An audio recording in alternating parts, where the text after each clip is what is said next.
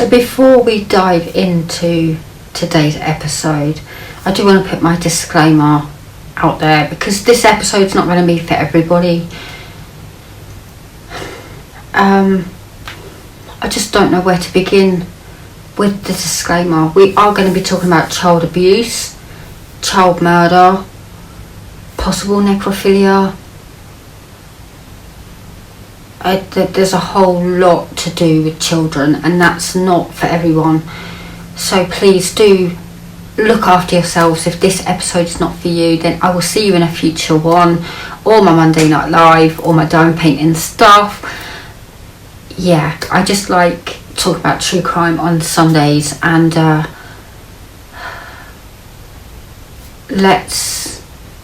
there's no other way. Let's just dive into today's episode. If you are still here, buckle up, because this is going to be a long episode. We have a lot to talk about. I will be throwing my tuppence worth in between, but more at the end. Okay, more at the end. And let's just dive in, because I'm building myself up for this, because it's just so horrific, this whole case. And this whole case set me off on another hunt, you know, which I will talk about probably next month, because you're going to need time to, like, yeah, they're similar, as in child abuse, and all of that, so I will space those out.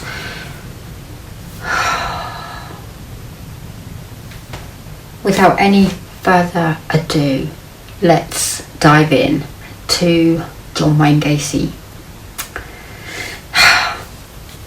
John Wayne Gacy was born at Edgewater Hospital in Chicago, Illinois, on March the 17th in 1942.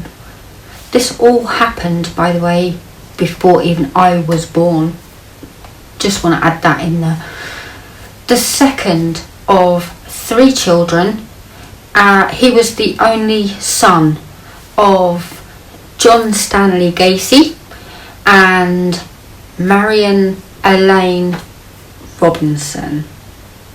So he's got 2 older sisters, and he is the only boy in the family. His father was an auto repair machinist and a World War I veteran. His mum, she was a homemaker. I want to say that loosely, because it wasn't much of a home for Gacy. Gacy, I'm just going to call him that. Gacy was of Polish and Danish ancestry, and by accounts his family was Catholic.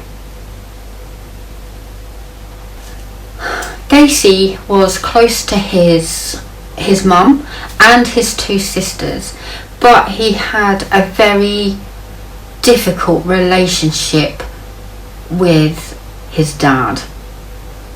Very difficult. His dad was an alcoholic, and he was extremely verbally and physically abusive. Not just to Gacy, but to his whole family. And Dad Gacy frequently belittled his son. He would call him dumb and stupid. And again, I grew up in that environment. It's not healthy. It does play with your head. But he always compared Gacy unfavourably with his sisters. Like, the sisters couldn't do any wrong, and Gacy was just useless you know, in the eyes of Dad, not me, not yet anyway. One of Gacy's earliest childhood memories was of him and his dad. They were working like in the garage, and they used to work on this car. You build up this car, and the dad lashed out, pretty much beat him up, and he was just 4 years old. And what he had done was accidentally he disarranged the car engine components. So the dad had seen that he'd messed this up and completely lost his cool, you know, and pretty bad battered him. Now the mum, she did try to shield her son from the dad's abuse, and then because she stepped in and was trying to shield him from all of that, the dad again would turn his anger onto Gacy, and he would say that he was a sissy and a mama's boy, and he would, quote, probably grow up queer. Again, there was no real protection from mum, and when the dad got mad, he just turned that anger onto Gacy himself. In 1949, Gacy's father whipped him after he and another boy were caught sexually fondling a young girl. Yeah, he kind of maybe deserved a whooping for that one, but not really. I don't condone that. But, you know, the same year, a family friend, again, of the dad invited this family friend in, and he was getting super close to little Gacy, and he started occasionally molesting him. And Gacy never told his dad because he was afraid that Dad would somehow blame him, because that was the routine. Mum stepped in, it was his fault, and so on and so forth. He was just constantly being blamed. But despite their challenging relationship, Gacy loved his dad. And in Gacy's mindset, he felt that he was never good enough in his father's eyes. Rather than see it for the abuse that it is, he always felt that he wasn't good enough and he couldn't ever measure up to his expectations. That's pretty sad and pretty common amongst abuse victims.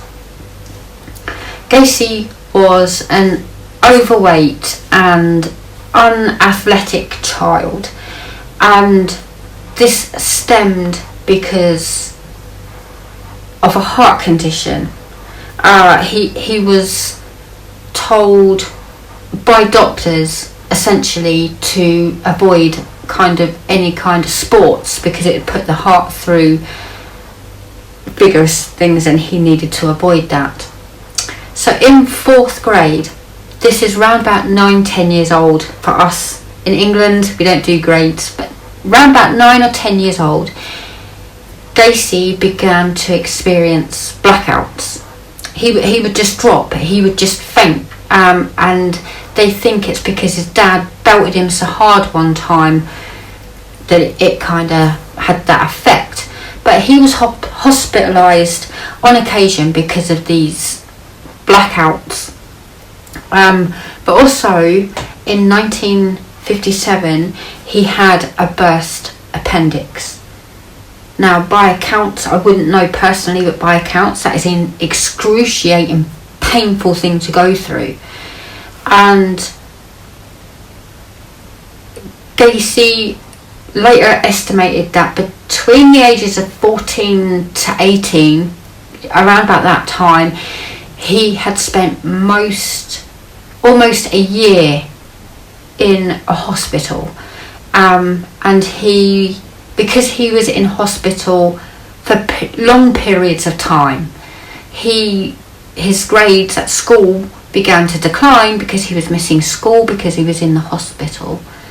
Now, this is where you need your parents the most, to rally around and to keep you going and all of that. But Gacy's medical condition was never conclusively diagnosed. Okay, so they never actually said this is what is going on and this is the diagnosis. So his father suspected that he was faking it or exaggerating these symptoms, all so that he could get out of school or for attention or personal gain kind of situation. But yeah, he was actually in the hospital bed, I think with a burst appendix, and the dad openly accused his son of faking it as he was laying in the hospital bed. I mean, wow, that's pretty hardcore. In 1960, at the age of 18, Gacy became involved in politics and working as an assistant for a local Democratic Party candidate. So he is an assistant for this candidate, and he excels in all of this. He really does excel in this department outside of the home. But his dad called him a patsy because it's not the party that he favoured. So again, it was more ridicule, more belittling, and he's doing really well rather than embracing that. The same year, now, Gacy's dad bought him a car so that he could get to work and get out and about, and a really nice thing to do, you'd think. But he kept the vehicle's title in his own name until little Gacy, well, not so little now, but teenage Gacy, until he had paid for it. Now, it took, he used to pay so much a week or whatever, and it took several years to pay this car off. Now, if he upset Dad, which wasn't hard to do, he would confiscate the keys. If Gacy upset him or didn't do as he said or whatever, he would take the keys, which would then make him late for work, or he would miss days at work. Not good, right? In April 1962, teenage Gacy snuck off and he purchased an extra set of keys so that when Dad took them, doesn't matter, I got a spare set, which I thought was quite clever. But, we know the temper of Dad, okay? So he could now, he's got the keys, he just took his spare set, got in the car, went to work and whatever. Now, when he got home, Dad was angry, and in response, he removed the distributor cap. Now, I had to Google that. It's a mechanical part of the ignition. So he took a crucial part of the ignition out of the car, and he kept this piece of this component for 3 days as a consequence for daring to get one up on him, I guess. Hours after his dad put the cap back, Gacy got in his car and he left. He drove to Las Vegas, Nevada. He had just $136 to his name. Okay, so he's got $136, he has his car, and he gets in. He was hoping to kind of stay with a cousin out there. I don't think that quite worked out or panned out, I don't know. But Gacy turned up at Las Vegas, and he got a job, and he was working with the ambulance service, but he found this all very traumatic and stressful, so he asked to be transferred to Palm Mortuary. Now, he worked as a mortuary attendant for around about 3 months, and in this role he observed the morticians doing the embalming of bodies, and he also stepped in as a participant. I think they call them pall bearers, where participants carry a coffin at funerals. He also stepped in and kind of done that from time to time when they needed someone. Now, Gacy is in a new state. He doesn't really know anyone, and he was essentially homeless. So one day he bought a camp bed, and he set up this camp bed in the mortuary, and he slept behind the embalming room. No, thank you. I could not. I would rather sleep in my car. But he later confessed that one evening, while alone, obviously he was alone, he clambered into a coffin of a teenage lad. This teenage lad is laying in the coffin, and John Wayne Gacy, he got in and he was embracing and caressing this body, and then he had a sudden realization of what he was doing. He went into complete shock, like, what am I doing? This isn't normal. So shortly after this, he phoned his mum, and he was like, hey, I need to come home. Is it okay if I come home?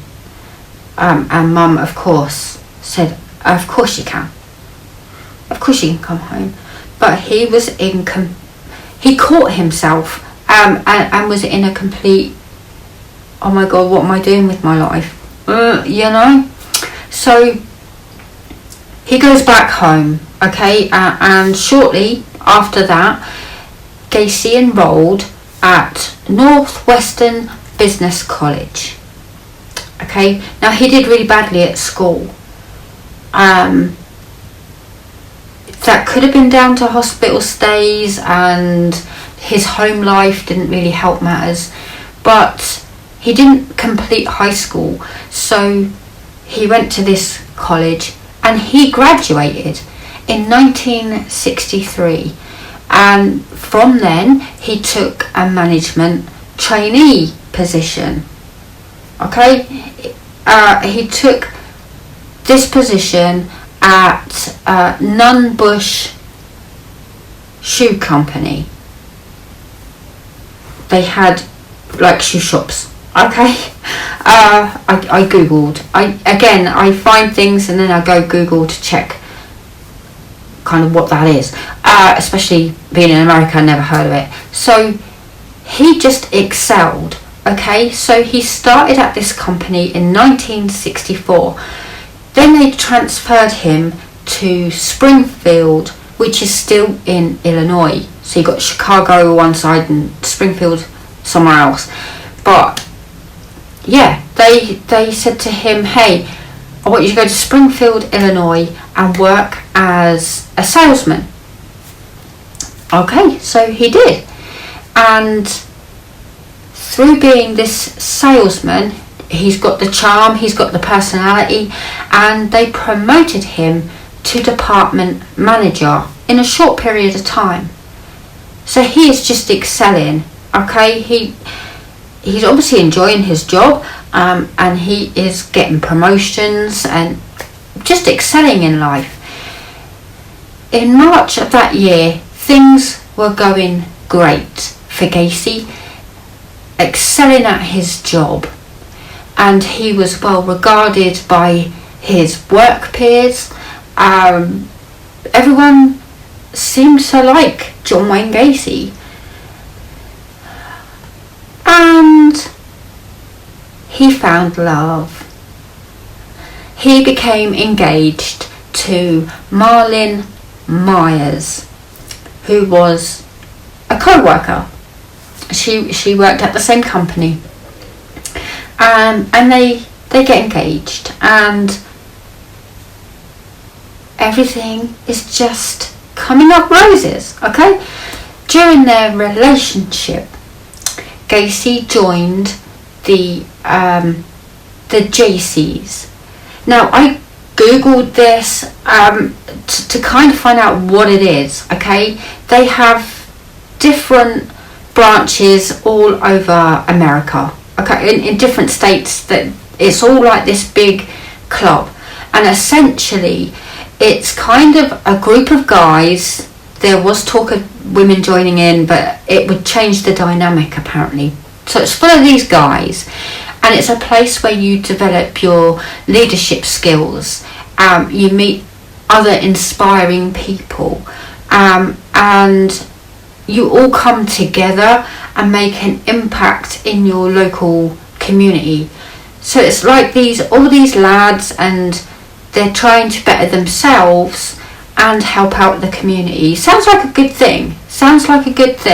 There was some negative connotations when I googled it, but overall sounds like a good thing. That same year, he had his second, because of the coffin, they're counting that, second homosexual experience. Now, according to Gacy, a colleague in the Jaycees, they plied him with drinks.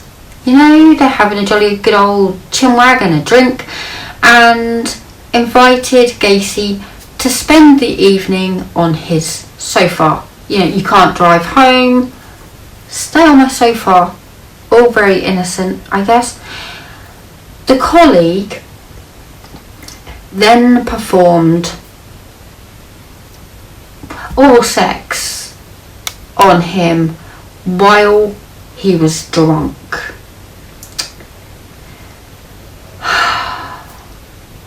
By 1965, Gacy had risen to the position of vice president for the Springfield Jaycees.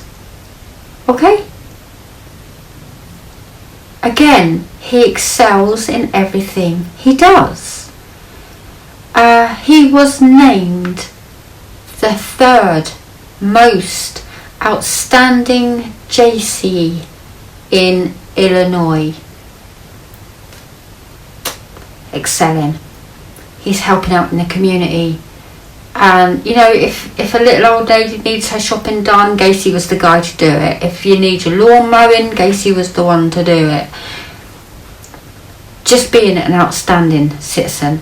So Gacy and Marlene, they got married in September 1964. Now, let's just talk a little bit about Marlene. She was a catch because her dad subsequently purchased 3 of the Kentucky Fried the Kentucky Fried Chicken you know, the famous KFCs.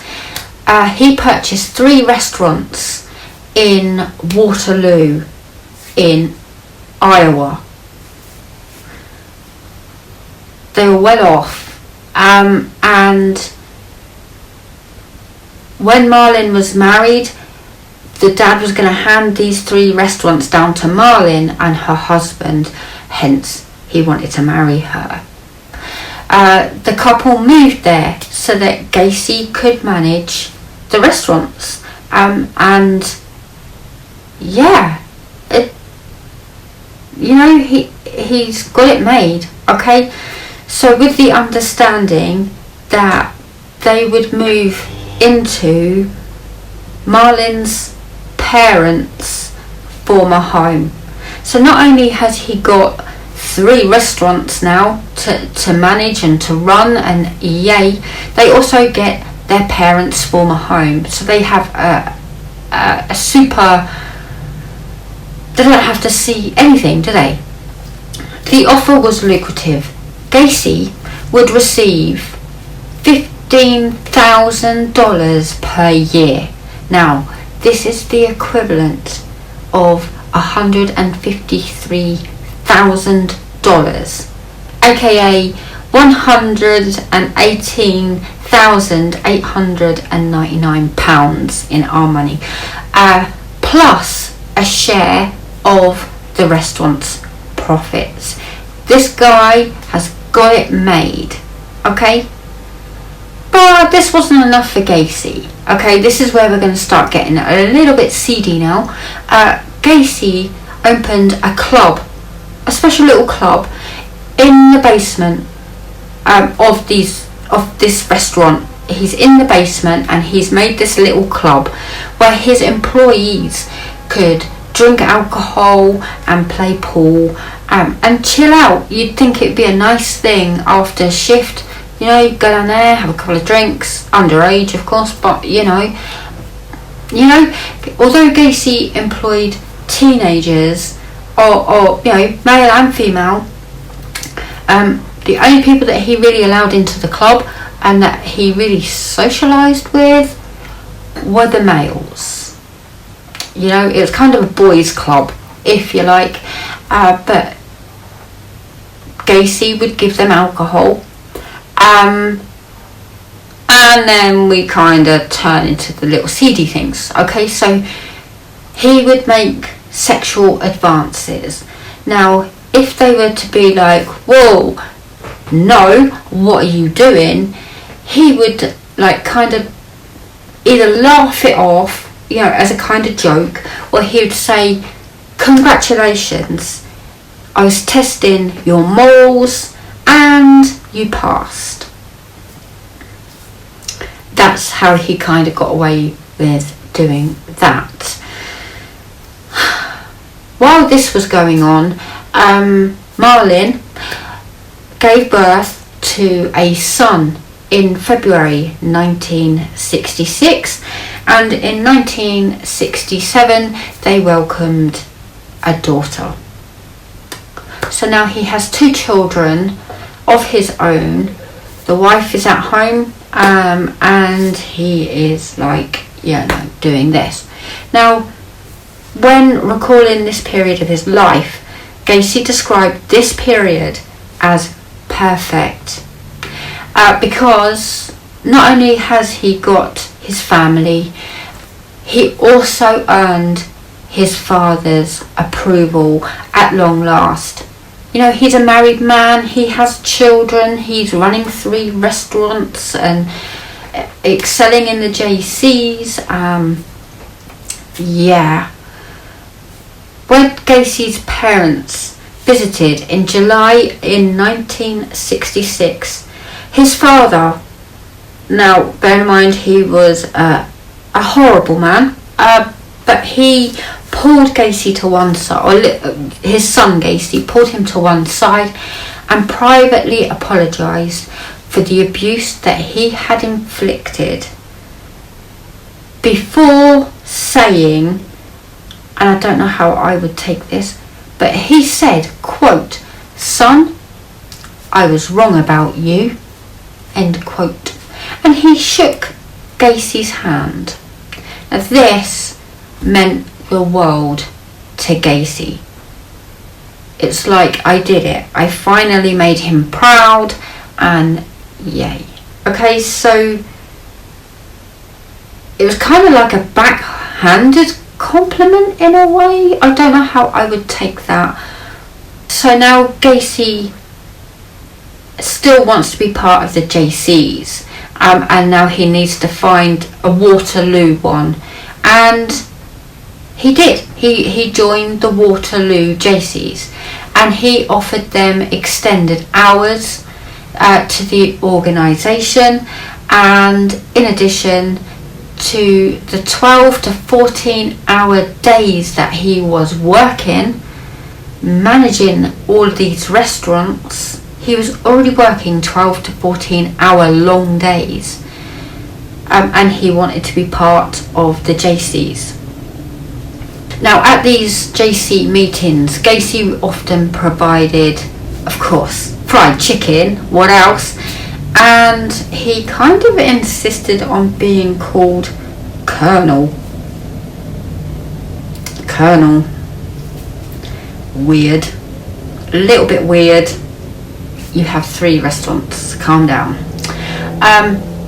He and the other Waterloo JCs were also deeply involved in drug abuse, pornography, prostitution, and wife swapping, which I don't think Marlon was a part of, by the way. There was no record of that happening, but they're not exactly as innocent as they appear to be. Although Gacy was considered ambitious and a bit of a bragger, you know, he can't help but blah blah blah, me, I'm so good, I'm so wonderful.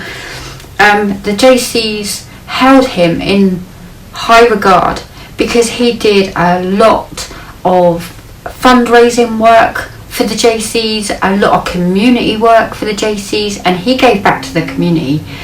And he's very good at this.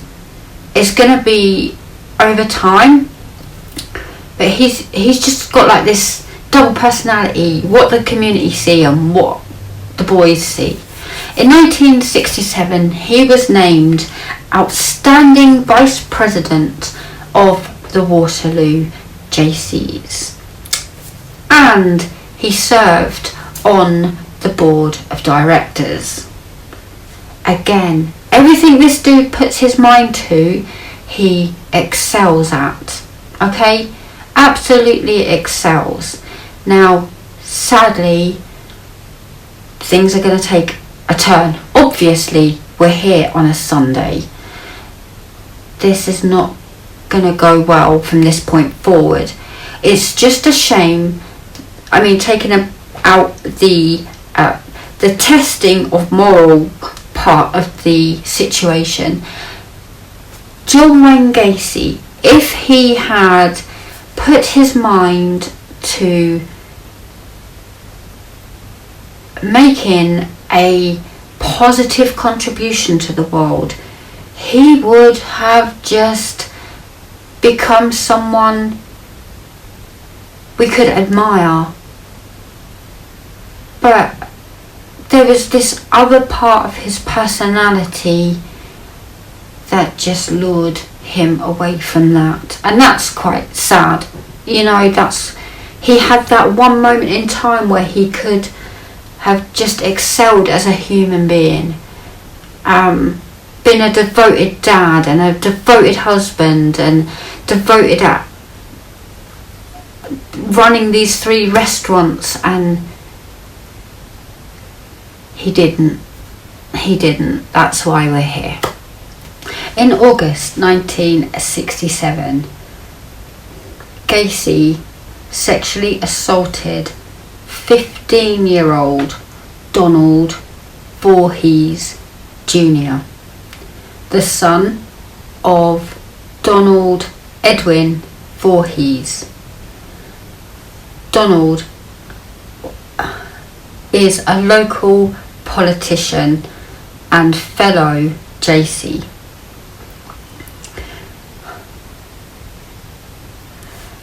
Gacy lured Donald to his house with the promise of showing him heterosexual porno films.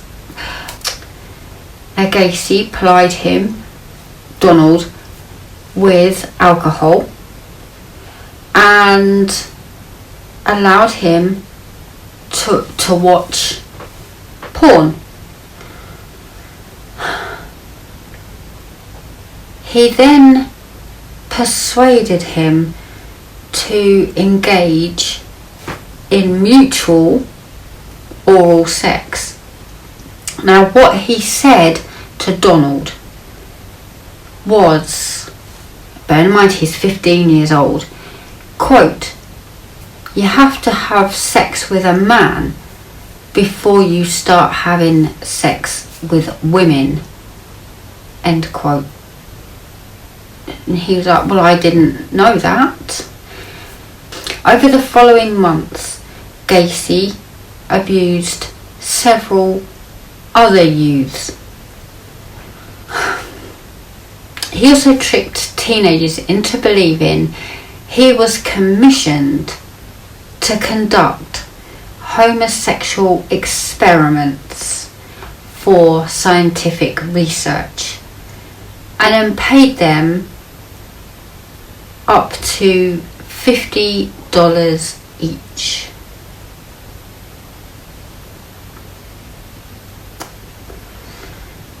In March 1968, Donald told his father that Gacy had been sexually assaulting him.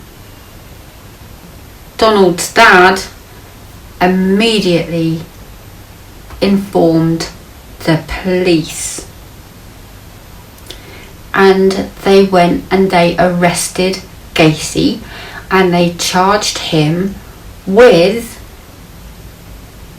performing oral sodomy on Donald, and they also charged him with the attempted assault of 16-year-old Edward Lynch.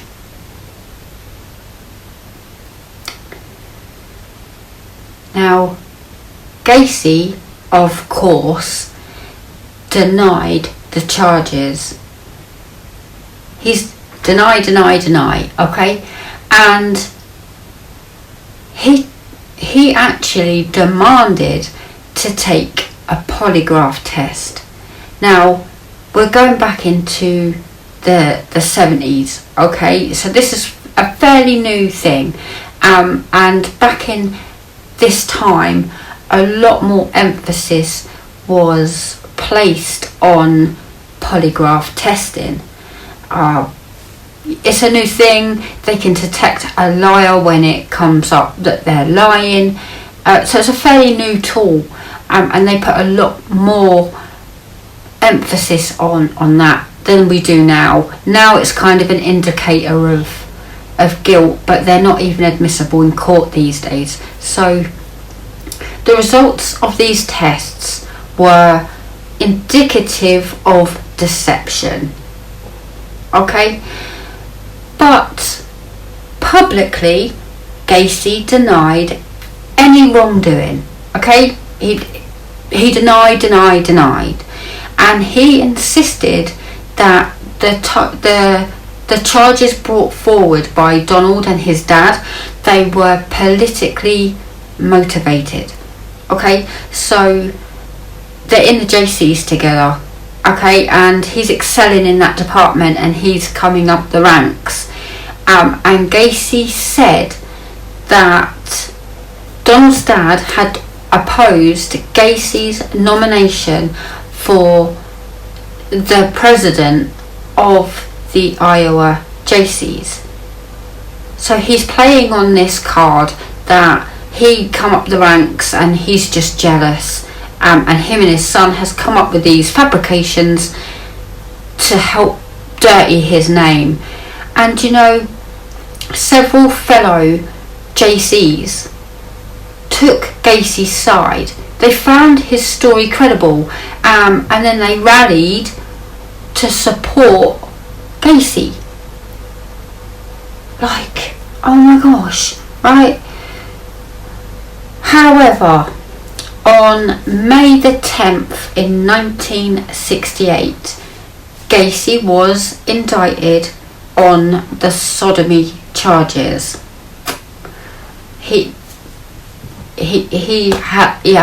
It's going ahead. So although all of the JCs are supporting him, the police are like, no. Quote, the most striking aspect of the test results is the patient's total denial of responsibility for everything that has happened to him. He can produce an alibi for everything. He presents himself as a victim of circumstances and blames other people who are out to get him. The patient attempts to assure a sympathetic response by depicting himself as being at the mercy of a hostile environment. End quote. That was a section of report detailing Gacy's 1968 psychiatric evaluation, and spot on August the 30th, Gacy promised one of his employees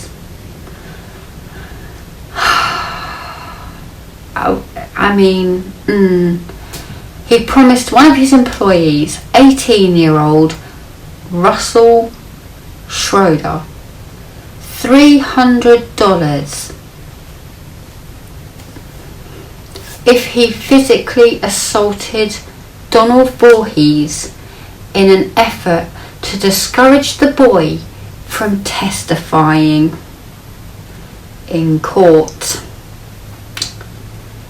So now he knows he's in trouble, and he's hired Russell to beat up Donald in an attempt to just not get it in court. So Russell lured Donald to an isolated park, and he sprayed mace in his eyes and then beat him up. Now Donald escaped and reported Russell and his actions to the police. They knew each other. And he recognised Russell, and he knew who Russell was. So that was a bit dumb, really. But Russell was arrested the next day. And again, he initially was deny. I was not involved. I did not do that. But the questioning continued, and he soon confessed to assaulting Donald, indicating that he had done so at Gacy's request. So that did not pan out, did it? Didn't really think that one through. So the police arrested Gacy, and they charged him with hiring Russell to assault and intimidate Donald. Silly move, in my opinion, but that's what he did. On September 12th, Gacy was ordered to undergo a psychiatric evaluation. Now, there were 2 doctors, and 2 doctors concluded he had, this is pretty scary, okay, so 2 doctors have concluded he had an antisocial personality disorder. Now, that is a clinical name for sociopath, and or a psychopath. Okay, they have diagnosed him, and they also said that he was unlikely to benefit from any treatment. This dude is a psychopath, and there's nothing we can do to prevent this, help this. Like, he needs locking up, right? And that his behaviour pattern was likely to bring him into repeated conflict with society. These 2 doctors are literally telling the courts a psychopath that can't be helped and is going to be a menace to society. The doctors concluded that Gacy was mentally competent to stand trial. This is scary because there's far more of this to come, and it's just terrifying. On November the 7th in 1968, Gacy pleaded guilty to 1 count of sodomy in relation to Donald. But he pleaded not guilty to the charges related to the other youths. Gacy claimed that Donald had offered himself to him and that he had acted out of curiosity. However, his story was not believed. Okay, it was not believed. I mean, this is a teenage boy. It was not believed.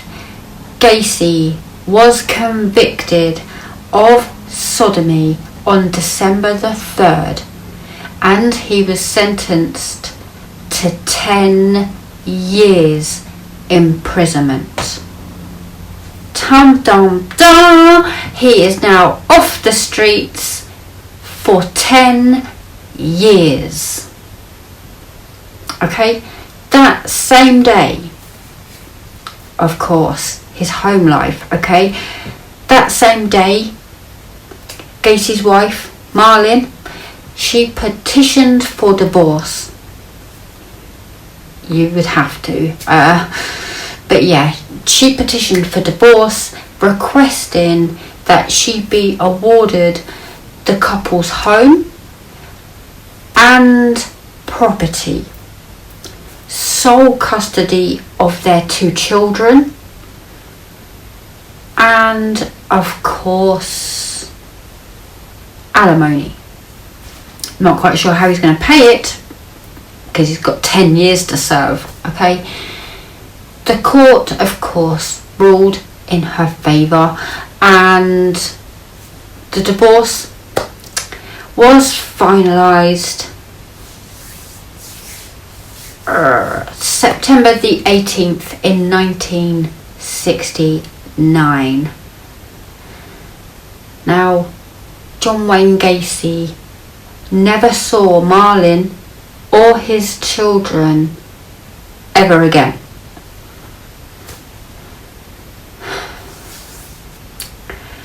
Now, he's facing a 10-year prison sentence, okay? And during his incarceration, Gacy again rapidly acquired a reputation as a model prisoner, and I know what's coming. It's frustrating, okay?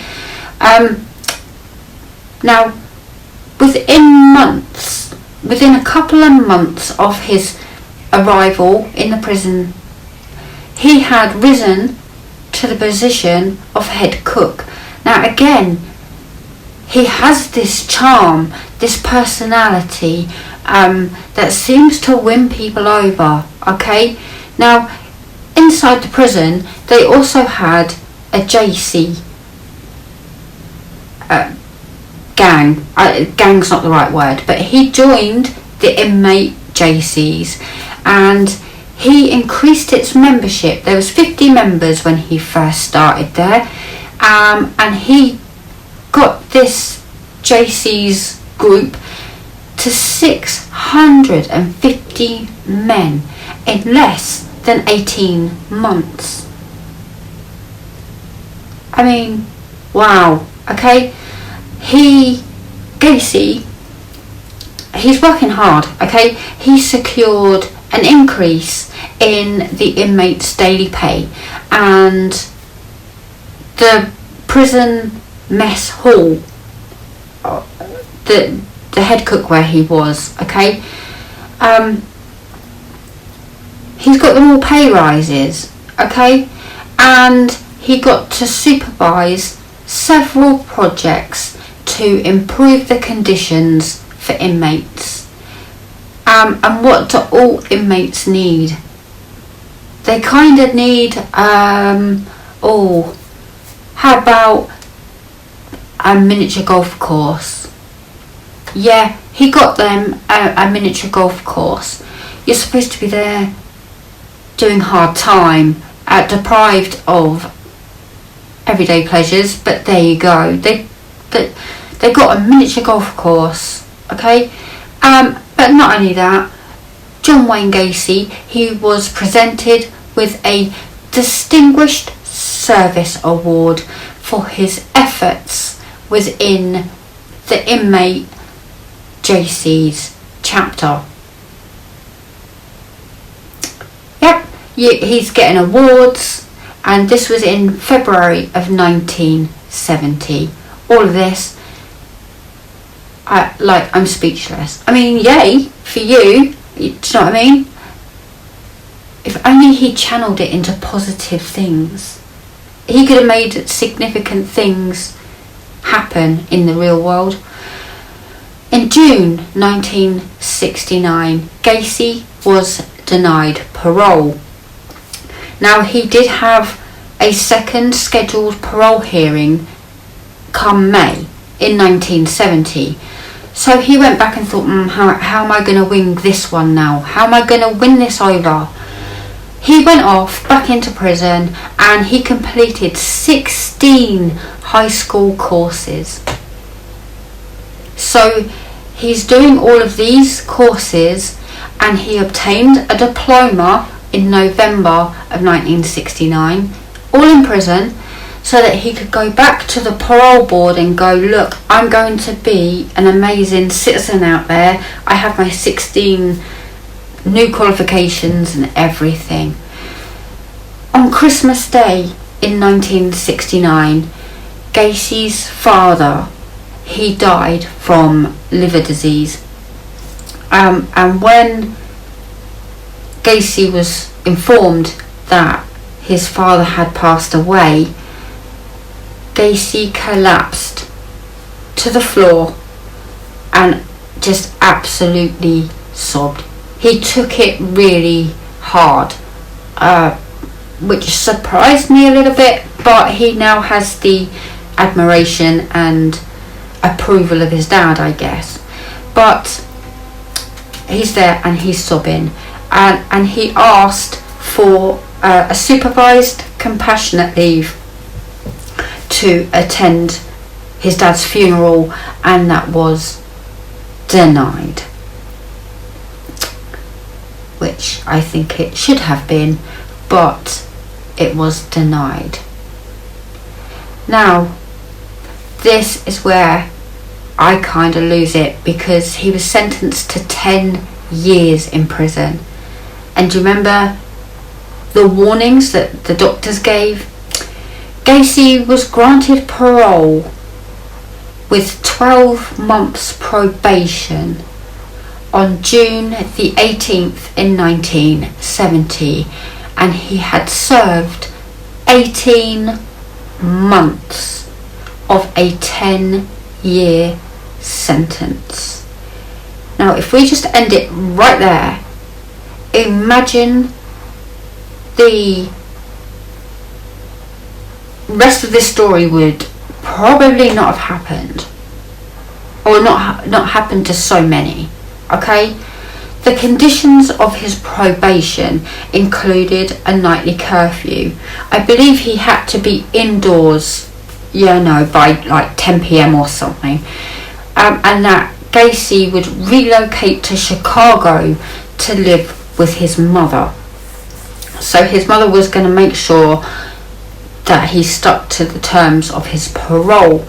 Now, on his release, Gacy told friend and fellow JC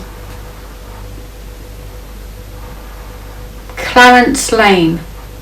Now, Clarence picked him up from prison, and he turned around and he said, "I am never going back to prison." Now, Clarence remained steadfast in his belief of Gacy's innocence. He believes that he was like fitted up, all these lies, and then he went to prison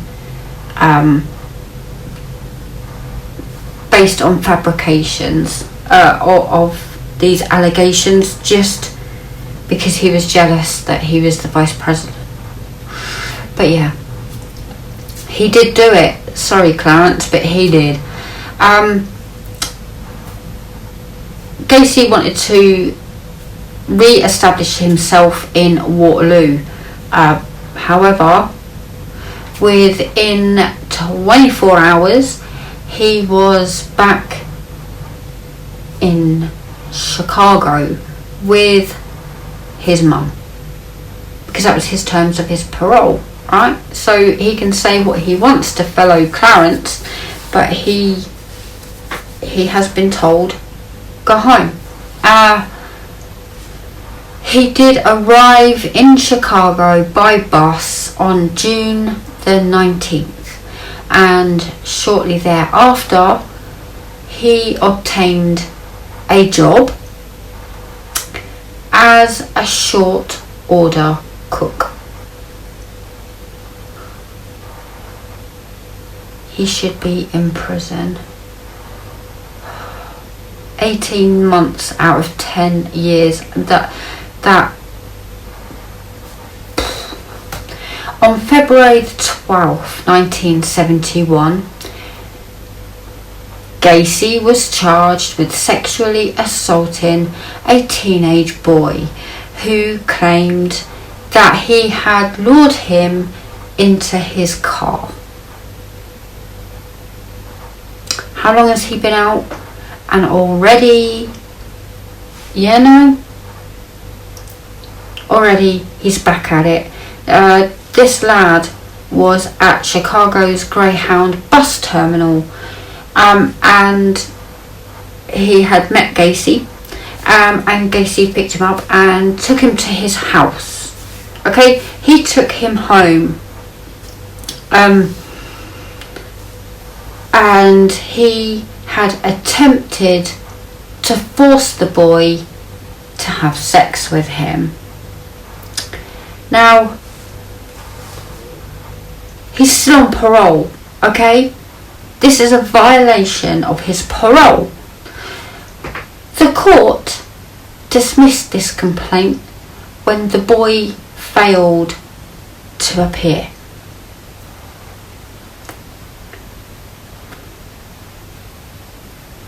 All charges were dropped. Wasn't even in his record, okay?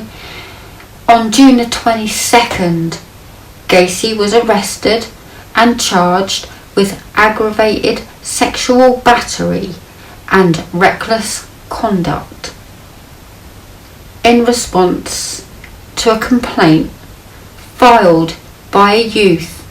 This lad has claimed that Gacy flashed a sheriff's badge, and believing that he was a police officer, you don't argue with the police, right? So Gacy lured him into his car and forced him to perform oral sex.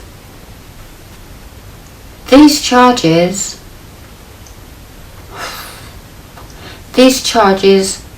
were also dropped because the person that is accusing Gacy attempted to blackmail him. So he said, look, if you pay me, I won't go to the police. And Gacy said, I'm not paying you, so he went to the police. The Iowa Board of Parole did not learn of these incidents. Now, he's still on parole. They should have been alerted and he should have been back in prison. Gacy's parole ended on October the 18th in 1971. And a month later, the records of Gacy's criminal convictions in Iowa were sealed. Why? Why were they sealed? I don't understand that at all. So now when you type it in, like, what are you doing? Now, he laid low for the rest of his parole, okay? He'd learnt his lesson. Now, with financial assistance from his mum, okay, Gacy bought a ranch-style house at 8213 West Summerdale Avenue. This would be the house. This was in Norwood Park Township in Illinois. Okay? It angers me because he should be in prison. Gacy was active in his local community and helpful towards his neighbours. So here we go. Again, we're in a new area. Okay? No one knows anything.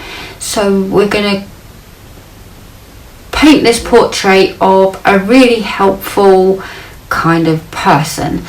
He willingly loaned his construction tools, okay, to people, or actually used them to help people. He ploughed snow from the neighbourhood, all free of charge, of course, so they can all sit back and go, what a lovely guy, what a lovely guy. He couldn't possibly be this horrendous person that everyone will come to know him as. From 1974 to 1978, he hosted themed annual summer parties at this new house. You know, he's got all this land, he's got a very nice house, and he was hosting all of these parties, and these parties were attended by up to 400 people, and everyone who was somebody were there. Politicians, local business associates. He was getting to know the community, and oh, what a wonderful party, and what a wonderful neighbour you are. You see the portrait he's painting? In August 1971, shortly after Gacy and his mum moved into the house, he became engaged to Carol Hoff. Now, he briefly dated Carol when they were in high school, but again, with his home life and not often being there, you know. So Carol and her two young daughters from a previous relationship not Gacy's, they moved into the new house. Okay, she packed up her family and moved them into the house shortly thereafter, and all was going swimmingly well, and they were married on July 1st in 1972. Now, Gacy's mum was also living at this house, but she moved out I think shortly before they got married. You know, they were dating and planning the wedding and everything. I think she moved out just before they officially married.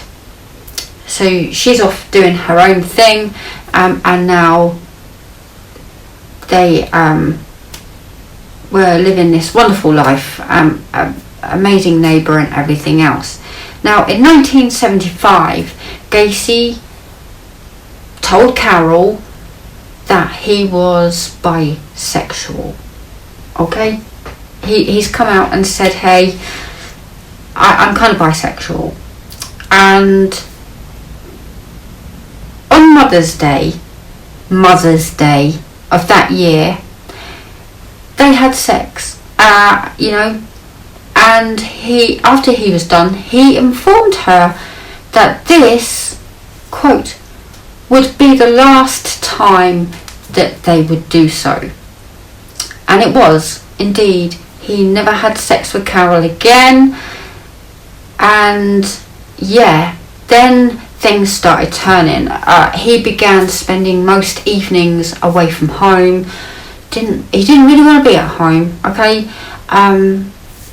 He would return in the early hours of the morning with some form of excuse that he had been working late, or he was conducting business meetings, or, you know, all this JC stuff, because he was still very involved in all of that stuff, I do believe.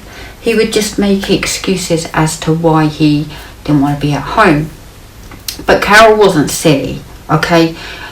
Carol began to see that Gacy was bringing teenage boys into his garage in the early hours of the morning. She would see all these teenage boys, and questionable, okay?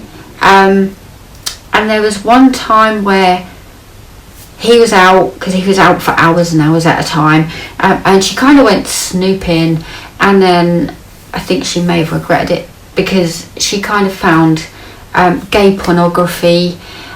She found men's wallets and identification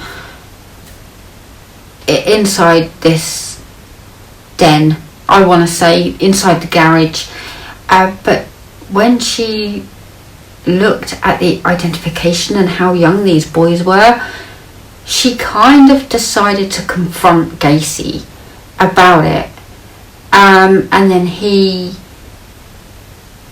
kind of snapped at her angrily and told her that it was absolutely nothing to do with her, and absolutely none of her business what he got up to. And that was that. So in October of 1975, after a heated argument, and they were becoming more and more frequent, Carol asked Gacy for a divorce. She's like, I can't do this anymore, I want a divorce. He simply agreed. He just was like, yeah, okay, that's cool. So by mutual consent, she continued to live at the house. I guess she was collecting funds. It's not easy, is it, when you're leaving someone? So she continued to live at the house until February of 1976. Now, February 1976, she's gone. Okay, and on March the 2nd, the divorce was finalised. It was decreed on the false grounds of Gacy's infidelity with women. It's finalised, it's done, she's gone by February, the divorce is final in March, and now Gacy's left on his own. What can possibly happen next? In 1971, Gacy established a part-time construction business. It was PDM Contractors. Now PDM is painting, decorating and maintenance. PDM. He can set up part-time business. He was still working as a cook during the day. Bear in mind he's still on probation. Okay, so with the approval of his probation officer, Gacy was allowed to work evenings on his construction contracts while still working as a cook during the day. So in his evening, he's going around and he's doing his painting, decorating and maintenance work, and building up a business. And in the beginning, he undertook minor repair work, odd jobs here and there, but he turned it into a really successful business. I must say, he did later expand to include projects such as interior design, remodeling projects, and landscaping.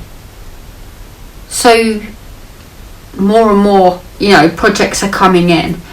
In mid 1973, Gacy quit his job as a cook so that he could fully commit to his expanding construction business. Projects were building up slowly over time, and he quit his job to fully do his construction business. Now by 1975, PDM, it was expanding rapidly. It took off, and this is what I mean, the amazing work ethic that he has. Okay, Gacy was working up to 16 hours a day on all of these construction projects, and in March in 1977 he became a supervisor for PE Systems. Now this is a firm that specialised in remodeling of drugstores. Amazing contract to have with your small business going alongside it. Perfect, isn't it? So between PE Systems and PDM, Gacy was working on up to 4 projects at any one time. Wow.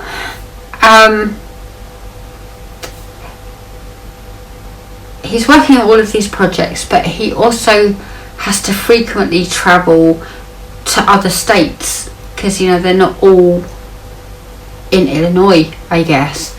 By 1978, PDM's annual revenue was over $200,000. Today, that's $1,437,987. What? So yeah, he was doing amazingly well.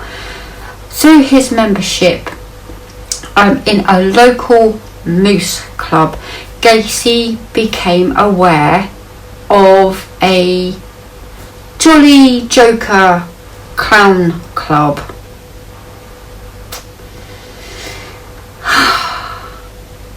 Now, at the Jolly Joker clown club, the members of this club regularly performed at, say, fundraising events, raising money for the community. They took part in parades, and they also voluntarily entertained hospitalised children. So they would go into the children hospital wards and try to cheer the children up. Obviously they're very poorly. An amazing thing to do. Now clowns, yeah, but we're in the 70s, it was all the rage, okay? In late 1975, Gacy joined the clown club and created his own characters. He had Pogo the clown and Patches the clown. So he had two. Devising his own makeup and his own costumes. He described Pogo as the happy clown, you know, where entertaining the children and everything, whereas Patches was more of a more serious character. Didn't realise you could get different versions of clowns, but that's what he said. Okay. Now, Gacy didn't really earn money for his performance. He didn't really need to with the income that he was bringing in from his business. And later said that acting as a clown allowed him to, quote, regress into childhood. A form of therapy maybe, but no, that's not how I view that. He performed as both Pogo and Patches at numerous local parties. So he would do all of these children's parties. He would don on the clowns for political functions, charitable events, and of course children's hospitals, all in his free time, I might add, and always volunteered. So much of PDM's workforce, okay, so now he's having to hire people to help him maintain the business. It's growing fast, and he needs a workforce, and they consisted of generally high school students and young men. Gacy would of course regress, and he would often proposition his workers for sex, or insist on sexual favours in return for lending his vehicles or helping out with financial assistance or promotions. He would use all of these as excuses to procure children, essentially, to go along with his own volitions. Gacy also claimed to own guns, and he once told an employee, quote, "Do you know how easy it would be to get one of my guns and kill you?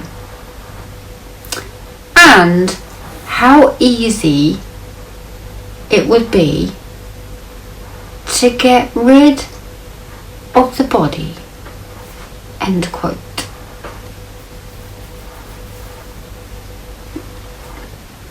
In 1973, Gacy and a teenage employee travelled to Florida. They were viewing a property that Gacy had purchased. Now, while they were there and they were in a hotel room, one hotel room, one double bed, that's how he booked it, Gacy raped the employee in their hotel room, and the lad never said anything because they were in Florida. Okay, he needed to get home and everything, so he quietly went about it. And after they returned to Chicago, this employee, he drove to Gacy's house and he beat him up in his front yard. And at this time he was still married to Carol, and Gacy told Carol that he had been attacked for refusing to pay him for poor quality work. Okay, he didn't measure up with his painting skills, so he underpaid him, and that's what the argument was about. Now, in May in 1975, Gacy hired 15-year-old Anthony Antonucci, and 2 months later he went to Anthony's home. He had been injured. He phoned in sick, and he said, "Hey, I've done my ankle in, I can't come into work today." And he said, "I'll pop by later." So he went round to his house knowing that he had an injured foot, and he took a bottle of alcohol, and they sat, the two of them, they were drinking this bottle of alcohol, and then they watched a heterosexual porno before Gacy wrestled Anthony to the floor, and he had cuffed his hands behind his back. So he's on the floor, he's got the handcuffs on behind his back, and then he's gone to his car to get something sinister probably. But Anthony realised that one of the cuff, it was loose, and Anthony freed his arm while Gacy was getting something from his car, so he's got one hand free. Then when Gacy, he came back, now Anthony, what he didn't know about Anthony was that Anthony was a high school wrestler. Now, yay, I love wrestling, you know this, but he was wrestling in high school.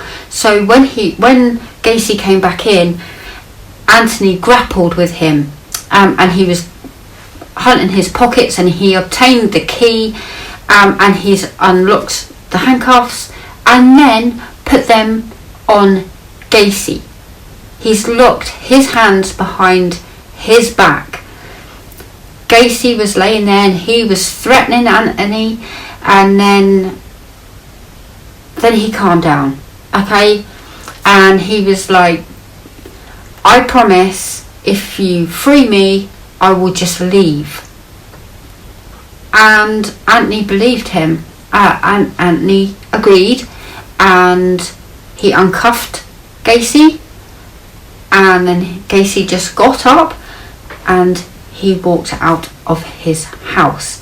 Now, Anthony did continue working for PDM for around about 9 months after this incident. It was never talked about again, kind of hushed, and yeah, he made Gacy made no further attempts to assault him or ever go there again. You know, he knew how close he was. So yeah, that happened at Anthony's home.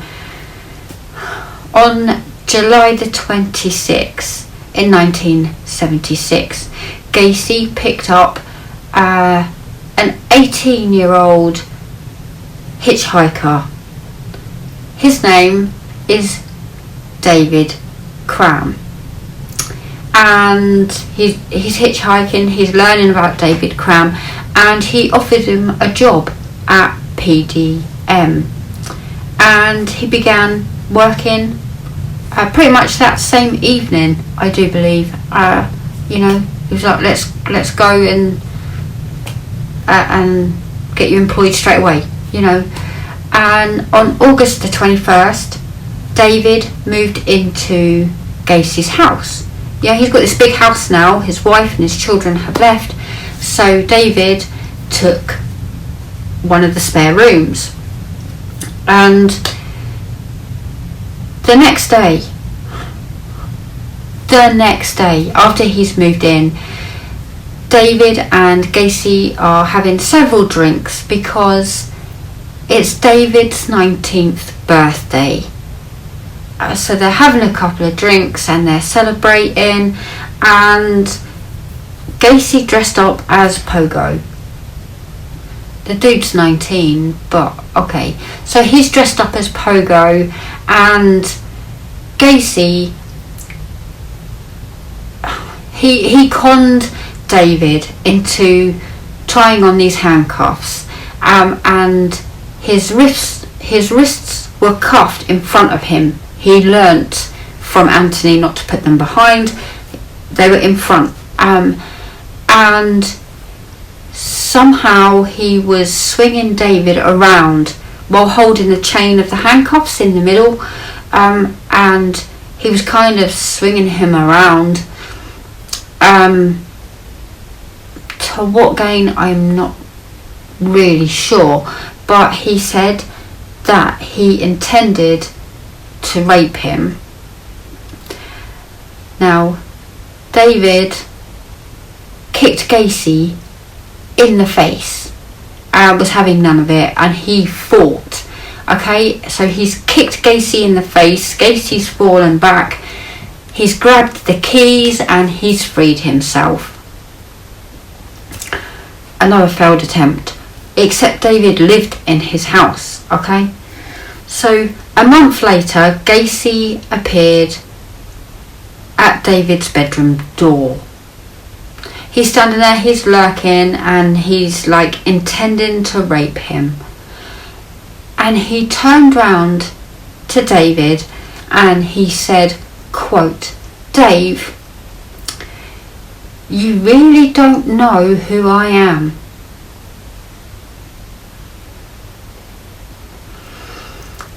Maybe it would be good if you give me what I want.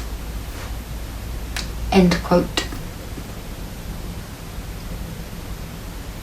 David resisted, and they fought, and David ended up straddling Gacy, who left the bedroom. He'd had enough, he's not fighting, and Gacy went to walk out of the room, and he was like, "You ain't no fun," and carried on walking. David moved out on October the 5th, and he also left PDM. Although he did continue on occasion to keep working at PDM over the next couple of years, you know, just odd jobs for a few extra quid. That's the long and short of it. But they never really,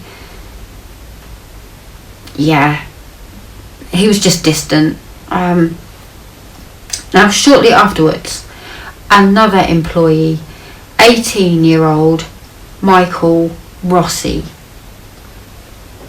he took David's room, and he's moved in to Gacy's house. Michael had worked for PDM since the 23rd of May in 1976, and he lived with Gacy until April 1977. Quite a while, but not long, like, in comparison. Michael sometimes assisted Gacy in clowning at grand openings of businesses. Gacy went as Pogo and Michael went as Patches.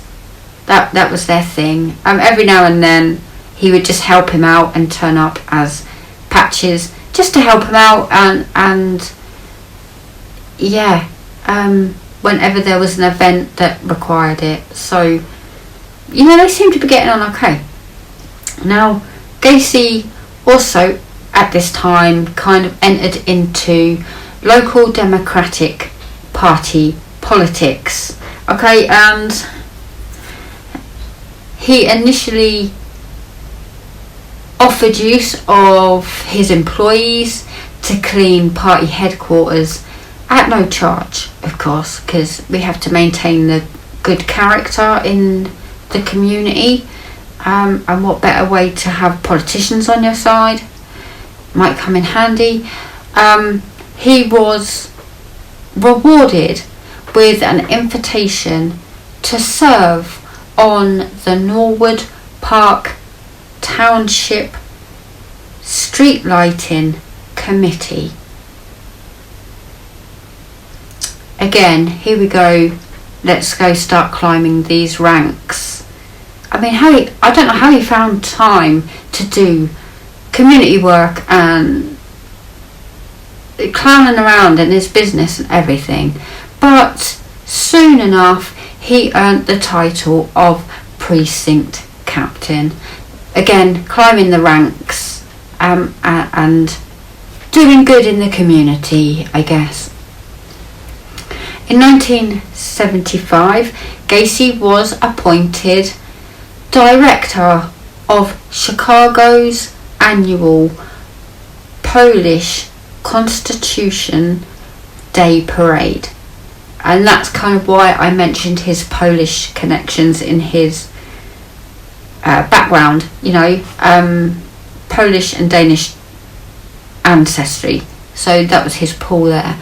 Although his work with the parade, which he would supervise until 1978.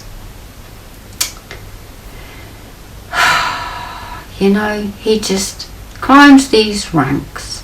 Now, Gacy met and was photographed with First Lady Rosalind Carter. And in this photograph, which I'll put here, he was wearing a S-pin indicating a person given special clearance. Yeah. Needless to say, in the future, towards the end of this episode, the event later became an embarrassment to the United States Secret Service, because they kind of allowed Gacy special privileges, and all of this is about to come out. Now, it's bad enough as is. It does get worse, and it starts to get worse now, because Gacy's first known murder occurred on January the 3rd in 1972. They're all very sad, but this, oh my gosh, according to Gacy's later account, because this is all coming from him, okay,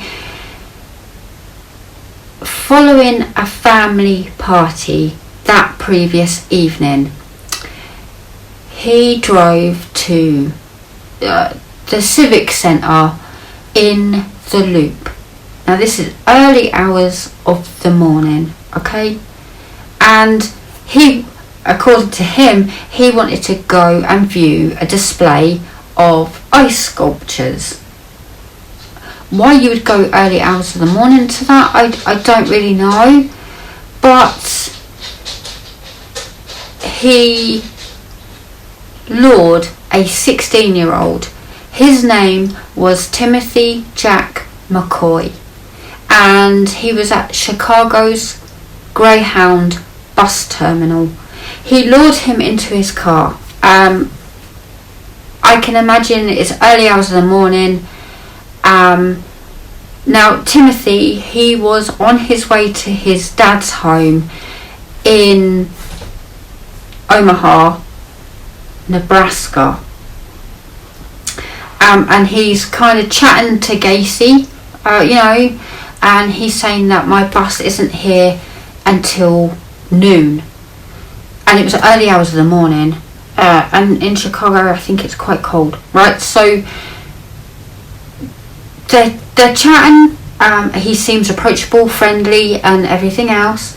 And he was like, dude, come on, let's go sightseeing. Let's kill a couple of hours while you wait for your bus. And Timothy was like, okay. So they went sightseeing around in and around Chicago. And then while they're driving around looking at all these, sights, he said, why don't you come home with me, and I'll promise, you can sleep in the spare room, spend the night, and then we'll get you back to the bus station at noon, okay? And Timothy agreed. He's got to know him and seems friendly enough, doesn't automatically think, oh, I'm going to be in danger, so yeah, he said, I'll get you back by noon, don't worry about it, just come spend the night. Now, prior to Timothy's identification, they couldn't ID him. Obviously, spoiler alert, he does die. But he was known as the Greyhound bus boy, which is really quite sad. But let's get back to this. Now, Gacy claimed that he woke. This is so sad. Gacy claimed that he woke early the following morning and he saw Timothy standing in his bedroom doorway holding a kitchen knife. Okay? He was just standing there. I mean, he was fast asleep. If he was going to stab him, he would have done that, right? But however, he was stood in the doorway holding this kitchen knife, and Gacy jumped from his bed, and as a reaction, Timothy's raised both his arms like in a suggestion of surrender, and he's accidentally gashed Gacy with the knife. As he's put his hands up, he's come at him so fast, he put his hands up to say, well, I'm not here to hurt you, arms up. Gacy disarmed Timothy. Okay, he's got the knife clear, and Gacy banged his head against the bedroom wall. Boom. It's just, this is OTT at this point, but he kicked him against the wardrobe. So they're having this little brawl, kind of, Timothy's trying to fight back, and he's kicked Gacy in the stomach, and he's doubled over, obviously painful, right? So Gacy is doubled over. He takes a minute, and then as he's doubled over, he's grabbed Timothy and wrestled him to the floor. Oh my gosh, this is just bad. Okay, and as they're wrestling around on the floor, he's seen the knife that Timothy had dropped, and he stabbed him repeatedly in the chest. This poor teenage boy, okay? Now, as Timothy lay dying, Gacy got up and he washed the knife in his bathroom, and he's kind of stepped over Timothy and he's gone into the kitchen to put the knife back, put it back in the drawer, whatever. When he got there to the kitchen,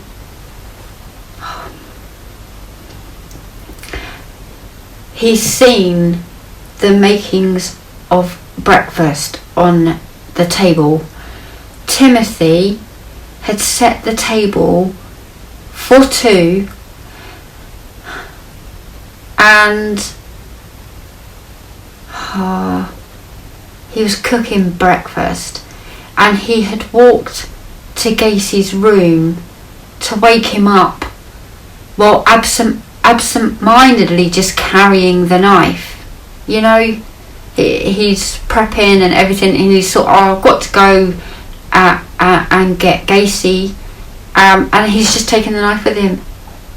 He meant no ill will. He was just cooking breakfast and quite innocently took the knife.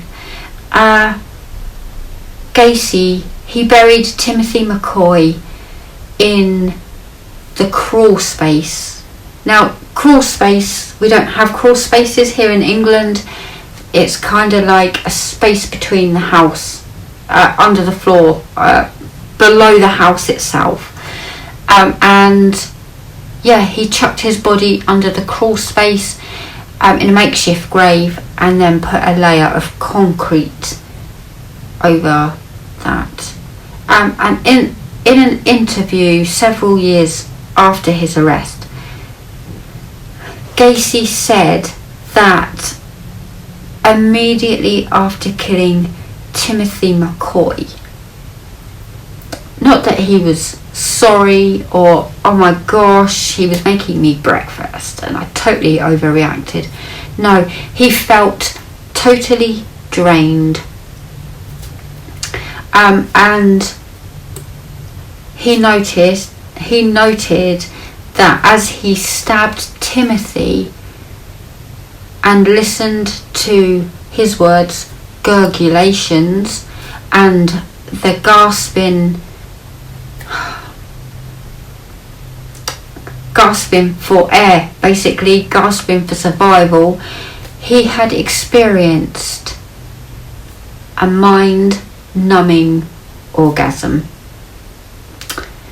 And he added, and I quote, "That's when I realised that death was the ultimate thrill." End quote. Just a quick side note, today is a different day. I did take a break because this was, we're nearly 2 hours in, and oh my gosh, there's so much more to cover. But tonight is the next night, and I'm carrying on with this John Wayne Gacy. There's so much more still to cover, sadly. I mean, yeah, there's still a lot to get into. So without any further ado, let's dive back in. But I just, oh, she's got a different t-shirt on. You're probably all crafting along and didn't even notice. But, for those who do watch, different t-shirt, different day. Okay, let's dive back in, shall we? So Gacy committed murder for the second time around January 1974. with a very sad heart, this victim still to this day remains unidentified. He was strangled and he was placed in Gacy's closet or wardrobe before he was buried. And in his confessions, Gacy later stated that body fluids was leaking as happens, but it stained his carpet. So he now stuffs rags. This could be underwear or socks, whatever was at hand, to stop the next few victims and their leakage, because again, he's learnt from Timothy McCoy, stabbing's too much hard work and leakage, you know. Okay, so on July 31st, 1975, John Bukovich is 18 years old. He is a PDM employee and he's completely disappeared. John's car was later found abandoned with his jacket, his wallet and the keys in the ignition, indicating foul play, because you wouldn't go anywhere without your wallet at least. Now, the day before his disappearance, John had confronted Gacy over outstanding back pay. I'm not sure if he paid him short every week and said, oh, I'll make it up next week, that, or what, I don't know. But John's father called Gacy and Gacy was like, oh, I'm happy to help search, but I'm sorry, John has run away. Okay, weird thing to say. Now, when questioned by police, Gacy said that John had two friends and they had arrived at his house demanding the overdue wages, overdue back pay. But Gacy and John reached a compromise and all three left. That's what he told police. Now, over the following 3 years, John's parents were calling the police and they placed more than 100 calls and they were urging the police to investigate Gacy. Nothing was done, and only if they had, the rest of this story would not be happening. Gacy later admitted to encountering John exiting his car and he was waving Gacy down to attract his attention. Now, according to Gacy, John approached him stating, I want to talk to you, is what John said to Gacy. Okay? And Gacy was like, come on, get in my car. We'll go and sort this out at home, at my home. We're going to go and sort this out right now and we're going to just like settle this. So apparently that's what happened. Okay, they were going to go and talk about the overdue wages at his house. So they get to his house and Gacy did his typical MO. Have a drink, have another one. Are you a bit tipsy now? Why don't we play a game and let me cuff your hands behind your back? And somehow this transpired. And Gacy later confessed to having, quote, sat on the kid's chest for a while. Now, because he was quite heavy set, I don't know if he thought that that would be enough, but he did strangle him. and John, I think it was this case, he was dragging the body to the garage, okay, intending to bury it in the crawl space, but his wife and his stepdaughters returned home early, literally as he's dragging the body. So, awkward, they're home early, and what am I going to do? So he placed him on the floor of the tool room, which is an extension of his garage, okay? So there's like this empty space where he was intending to dig a drain. So he's popped him in there until the coast is clear, and then he did actually move him to the crawl space, I believe. Now, in addition to being the year his business expanded, he was obviously going through a divorce, I think, at this point. He freely admitted that 1975 was also when he began to increase the frequency of his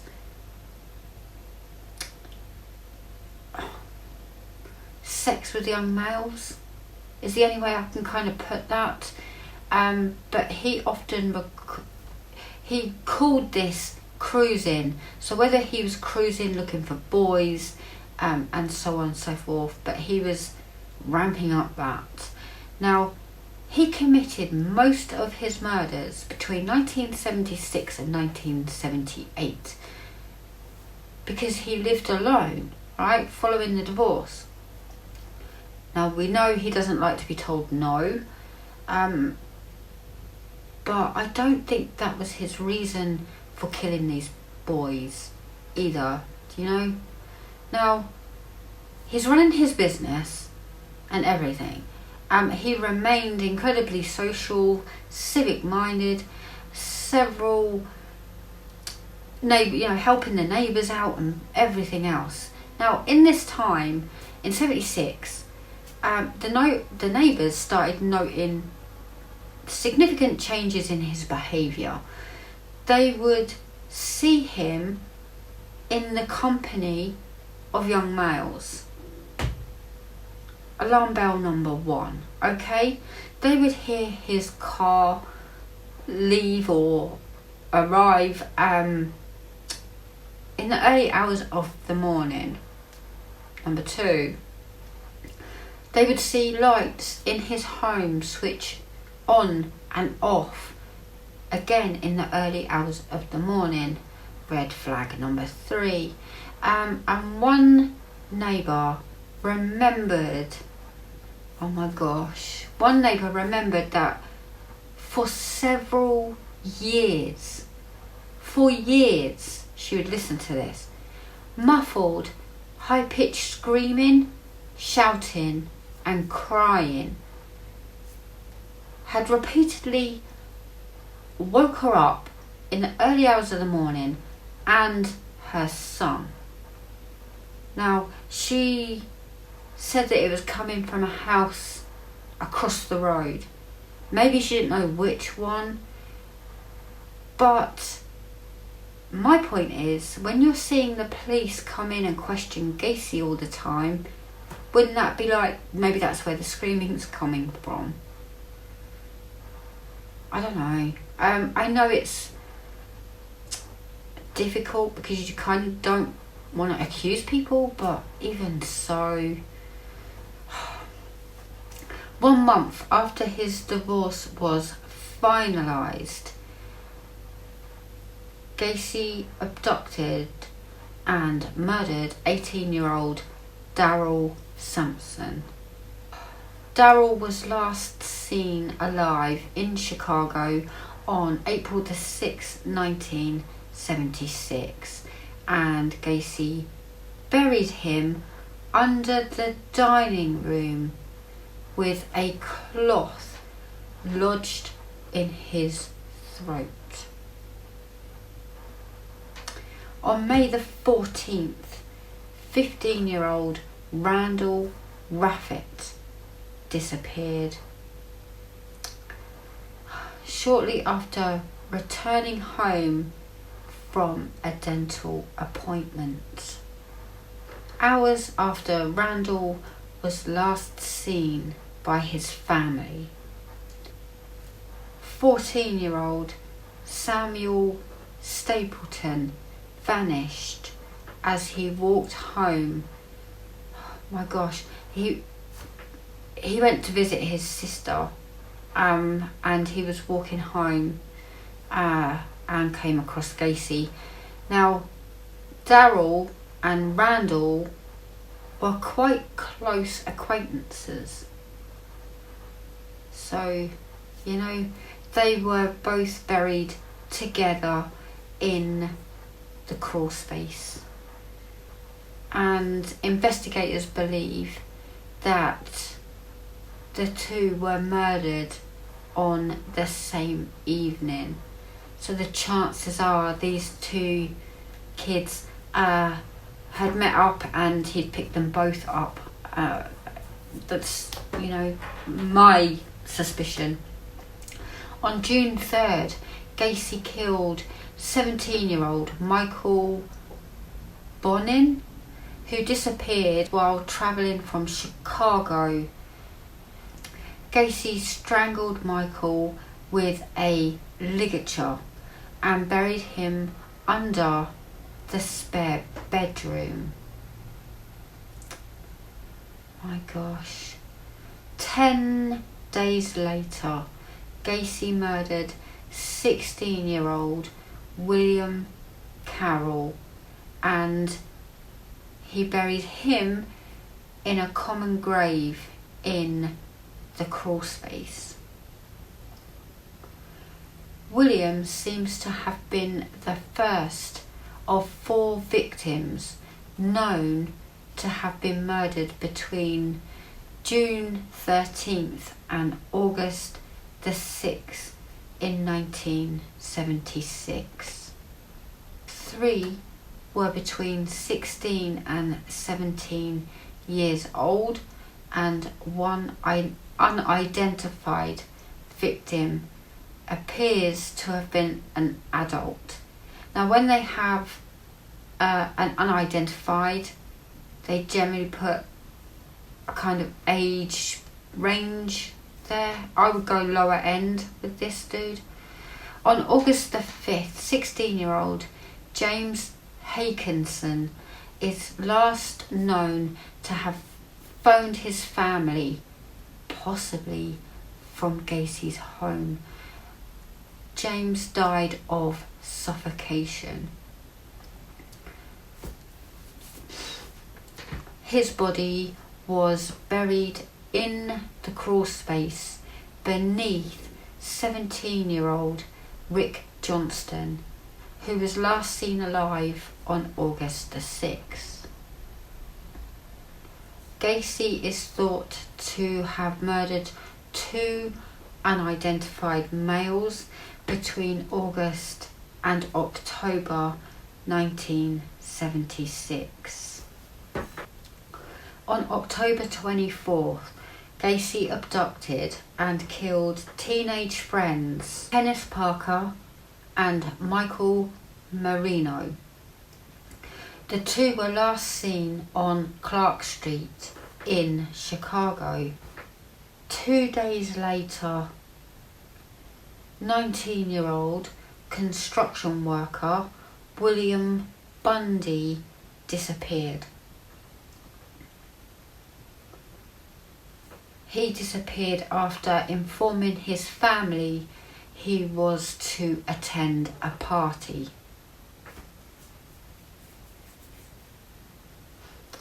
William Bundy also died of suffocation. Gacy buried the body beneath his master bedroom.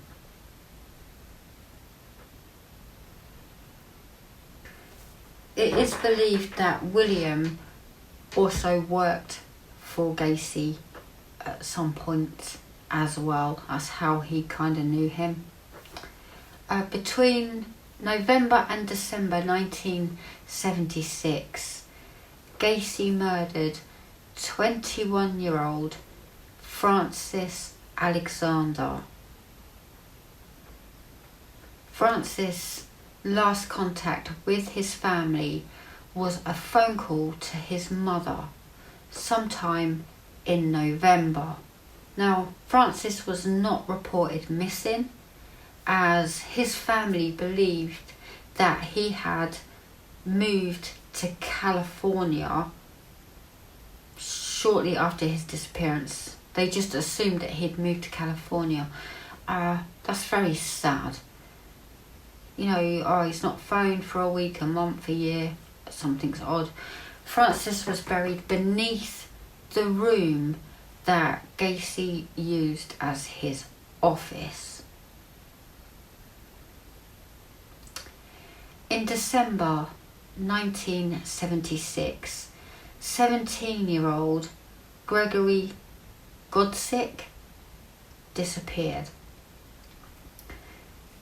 Gregory's girlfriend last saw him outside her house, and Gregory had worked for PDM for less than 3 weeks when he disappeared. He just hires people and then, he had informed his family that Gacy had him, quote, dig trenches for some kind of drain in his crawl space. He wasn't the only one. Gregory's car was later found abandoned. Gregory's parents and his older sister contacted Gacy about Gregory's disappearance. Let me see. Did he have an excuse lined up? He claimed that he had expressed a wish to run away from home, which seems to be his go-to. When anyone asks, they were running away. He also claimed to have received, oh my gosh, can't believe he did this, received an answering machine message from Gregory shortly after he disappeared. When asked if he could play the message for his parents, I've accidentally erased it, was what he told them. So he got their hopes up, then dashed them again. He just... John Gacy. On January the 20th in 1977, Gacy lured 19-year-old John Sink to his house on the pretext of buying his car, a Plymouth Satellite. I'm not quite sure what kind of car that is. But he later confessed to strangling him in his spare bedroom, claiming that Michael Rossi, do you remember the lodger?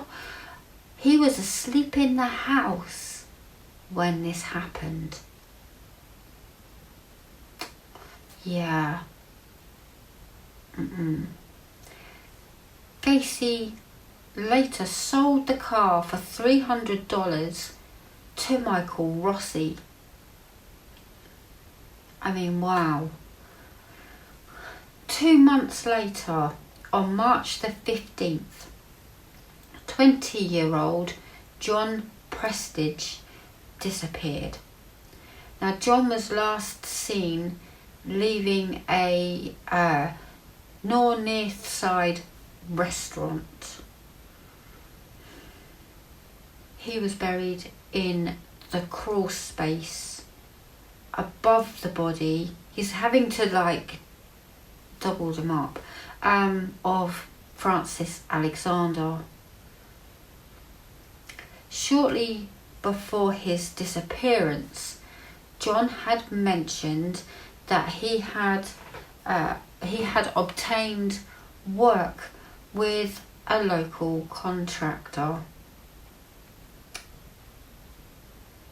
Gacy murdered one additional still unidentified youth and buried him in the crawl space in the spring or early summer of 1977. On July 5th, Gacy killed 19-year-old Matthew Bowman. Matthew's mum last saw him at a suburban train station. He had intended to travel to Harwood Heights for a court appointment. Now, the following month, Michael Rossi, the old tenant, everything, he was arrested for stealing gasoline while driving John's car, the one that he bought from Gacy. Okay, now obviously he doesn't know that this dude's missing or anything. I don't know what he told him. The gas station attendant noted the license plate, and the police traced the car to Gacy's house. Like, oh my gosh, finally, right? Finally, the police are involved. Why have you got a car that doesn't belong to you? So when he was questioned, Gacy told officers that John had sold him the car in February, and he told him that John needed money, guess what, to leave town. A check of the VIN confirmed the car had belonged to John Sink.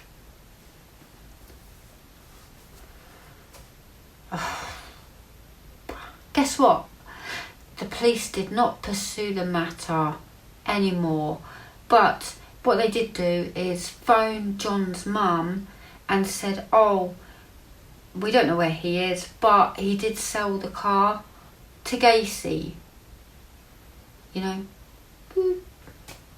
no investigation was, nothing. By the end of 1977, Gacy had murdered 6 more young men between the ages of 16 and 21. The first of these was 18-year-old Robert Gilroy. Now, Robert Gilroy was the son of a Chicago police sergeant, and he was last seen alive on September the 15th. Now, there are true crime cases where when it's the son of a police officer, boom, they hone in. But Robert lived just 4 blocks from Gacy's house, and he was buried in the crawl space.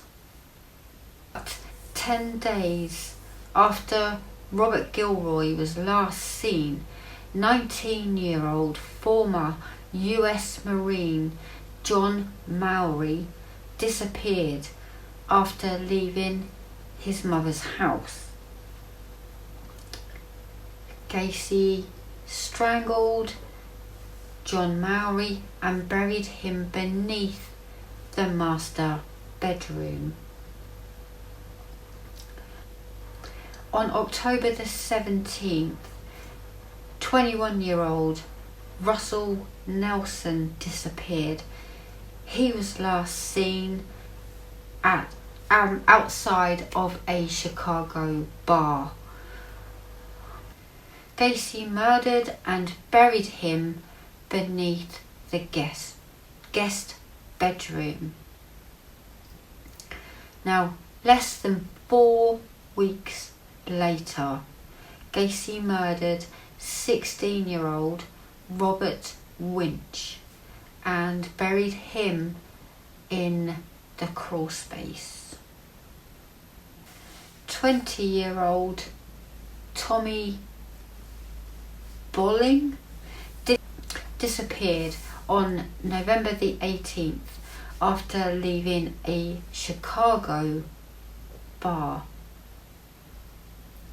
On December the 9th, 19-year-old US Marine David Talsma disappeared after telling his mum that he was going to attend a rock concert in Hammond in Indiana.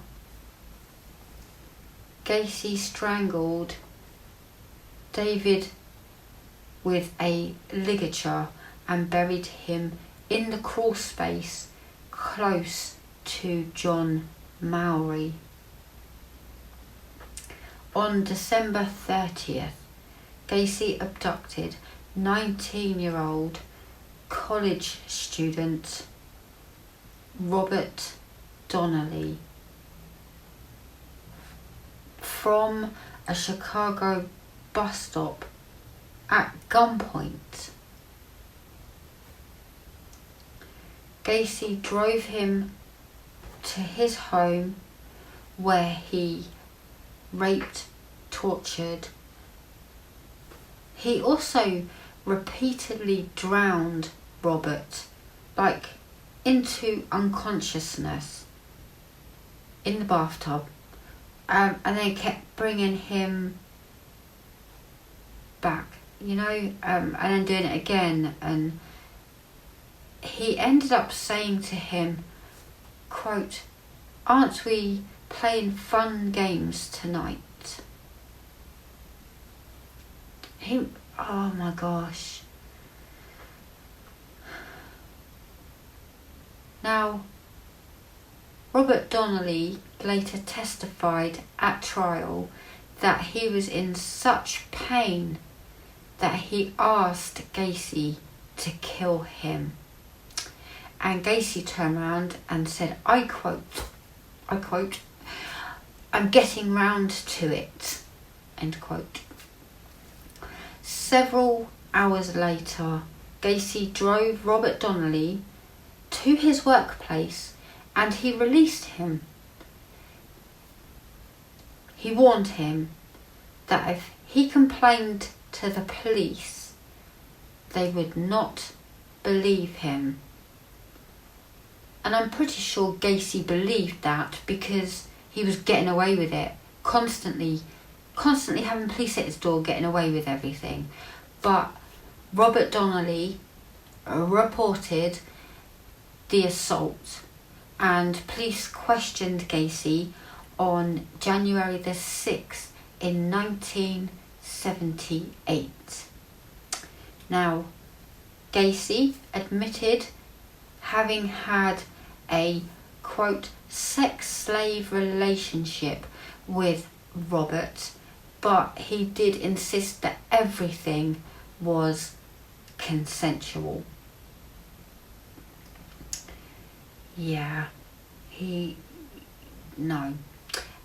And then he had to add in there that, quote, didn't pay the kid the money he had promised him. Therefore, the police were called, right? The police believed him and filed no charges. Following month, he went on and he killed 19-year-old William Kindred, who disappeared on February the 16th. He told his fiancée, who knew Gacy, that he was going to a bar. William was the final victim to be buried in the crawl space. On March the 21st, Gacy lured 26-year-old Jeffrey Rignall to his car. Now Gacy chloroformed him and drove him to his house, where his arms and head were restrained in a stocks type of device. It's the only way I can explain it. There was a word I didn't know, but it's like a stocks type device. It was affixed to the ceiling and his feet locked onto another device, almost like a torture rack kind of thing. He raped and he tortured Jeffrey, but with instruments, including lit candles, whips, and he was repeatedly chloroforming him into unconsciousness. Gacy then dumped Jeffrey in Chicago's Lincoln Park, unconscious but alive. Jeffrey, he found the strength and he staggered to his girlfriend's apartment, and police were informed of the assault but did not investigate Gacy. Now, Jeffrey, oh my gosh, I have to tip my hat off, because what Jeffrey did, okay, let me just, Jeffrey was severely abused, right? Severely abused. He was dumped in a park, unconscious, but alive. And he found the strength and the energy to get to his girlfriend's house. And he reported the incident to the police, and the police were like, no, we're not investigating this. And what Jeffrey did, I don't know how he found the energy and the strength to do what he did, but it's like, I just want to pay homage to him, because what he did took determination as well. So Jeffrey remembered Oldsmobile, the Kennedy Expressway, and particular side streets. Okay, so he remembered these streets as he was being in his car, and him and two of his friends staked out the Cumberland exit of the expressway, and they're waiting and they're waiting and they're looking for his car, right?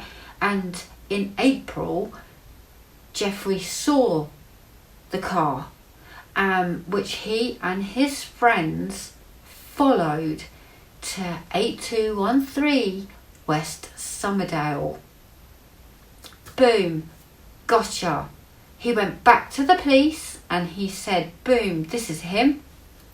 Gacy was arrested on July the 15th, and he faced trial for the assault and battery against Jeffrey Rignall. Jeffrey, like, wow. By the mid-1978, the crawl space had no room for further bodies. He was already doubling up at this point, and Gacy later confessed to the police that he had considered stowing bodies in his attic. But he was worried about that. He was worried about the complications of the leakage.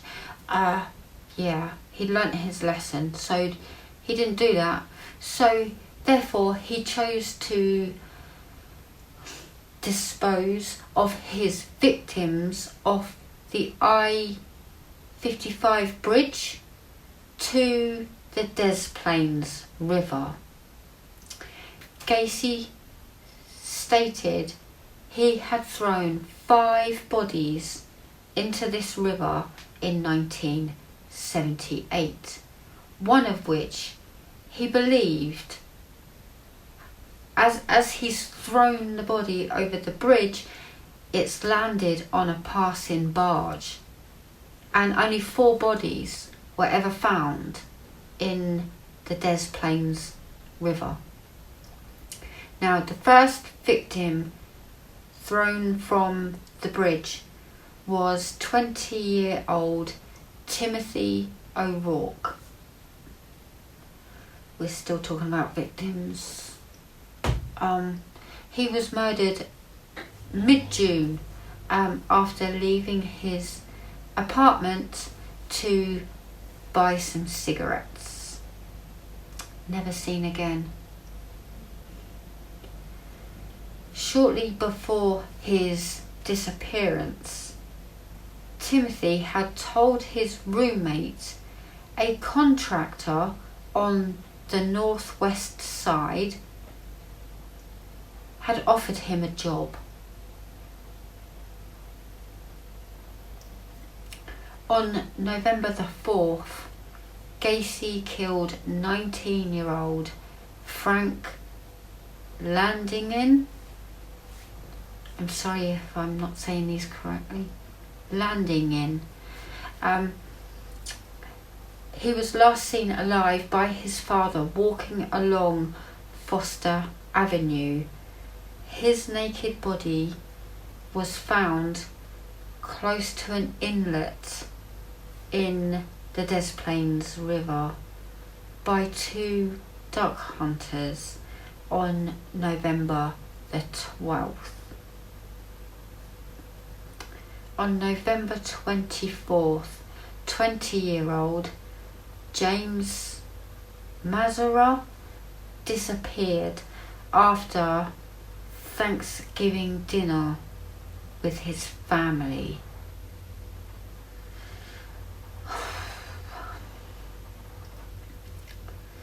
James had informed his sister the day before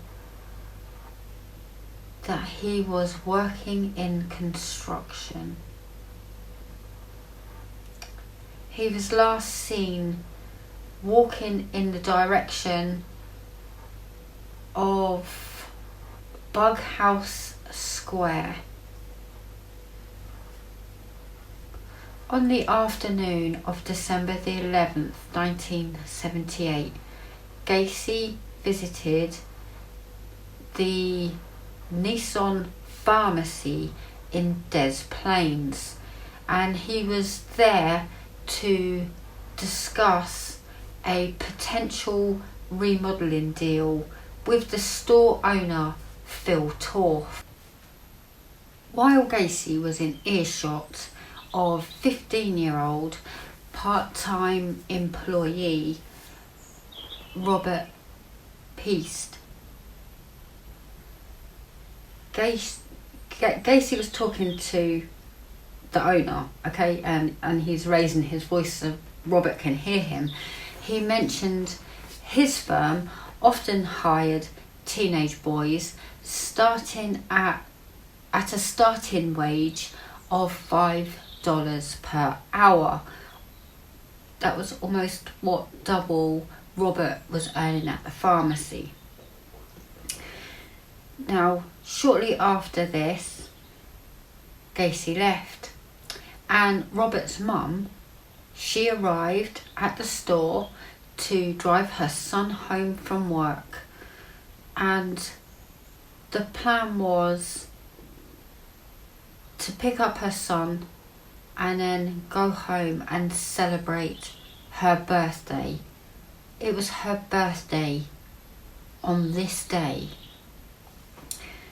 Now, Robert went out to his mum, and he said to her, "Can you just wait a second? because, quote, some contractor wants to talk to me about a job, end quote. Mum said, okay, fair enough, I'll wait. And he left the store at 9 p.m, promising, I'll be right back. Just want to go chat about this job. I'll be back and then we can go celebrate your birthday. Now, what's really sad is Mum's sitting there and she's waiting patiently, and in less than an hour, he was murdered by Gacy at his home. Now, Gacy later stated that at his house, he gave him a soft drink before asking whether there was anything, quote, he wouldn't do for the right price. Now, Robert, he replied that he did not mind working hard. He took it all quite innocently, which you just would. In response, Gacy stated good money could be earned by hustling, although Robert was dismissive. Then Gacy did his usual. He duped Robert into putting on the handcuffs, and Gacy's subsequent statements regarding Robert's events, they varied. Now, in one of his initial statements, he claimed that Robert Peast failed to resist as he removed the boy's trousers. He also stated that he placed the rope around his neck. The boy was crying, scared. Should I imagine he was? Now, in between all of this, a phone call happened from a business acquaintance as Robert lay dying. When Robert failed to return to his mum, his family filed a missing person report with the Des Plaines police. Like what? Now, Phil Torf, the store owner and essentially Robert's boss, he said, oh, Gacy came by, the contractor that offered him a job. It's Gacy. And that Robert had most likely left the store to go and talk to him. So he has now named Gacy. And Lieutenant Joseph, I'm sorry, I can't pronounce his surname, but I'll call him Lieutenant Joseph. His son attended Maine West High School, where Robert was a student. Now, this Lieutenant Joseph, he chose to investigate Gacy. He's like, well, something's not quite right here. Let's have a look at his criminal background. And what did his criminal background reveal? He had an outstanding battery charge in Chicago, and he had been imprisoned in Iowa for sodomy of a 15-year-old boy. So yes, they were sealed, but they were not invisible. Okay, so Lieutenant Joseph, thank you. Finally, we're going to get somewhere. Okay, so Lieutenant Joseph and 2 Des Plaines police officers, they visited Gacy at his home the following evening. Like, we need to move, and they are hoping against hope that Robert is a missing person being held captive, basically. That's what they're hoping for. But Gacy indicated that he had asked one of the youths working at the pharmacy, who I think his name was Robert Peast. I think it was. Yeah. Whether there were any remodeling materials behind the store. So he said, can you go check, make sure, see if there's some wood or whatever behind the store. And he was adamant, however, that he had not offered him a job. No, he did not. And he only returned to the pharmacy shortly after 8 p.m. Bear in mind, he was there at 9 p.m. because he took Robert home. But he was there shortly after 8 p.m. because he left his appointment book at the pharmacy. Now this was to be his downfall. Ta-da! Gacy promised to come to the station later that evening. Okay? I'll pop by later, and yes, I'll make a statement, but I can't come with you right now. And it's like, well, why can't you come with us right now? And he said, look, my uncle has just died. That was the excuse he gave. His uncle had just died. So when he was asked, well, when do you think you can come to the police station? What kind of time are we looking at? How long do you need? He responded, you guys are very rude. Don't you have any respect for the dead? Which I find ironic. But that's what he said to the police officers. I mean, wow. So he did go to the police station to give his statement at 3:20 a.m. 3:20 a.m. he's rocked up at the police station, also covered in mud. He claimed that he was involved in a car accident, and yeah, he got caked in mud. Okay.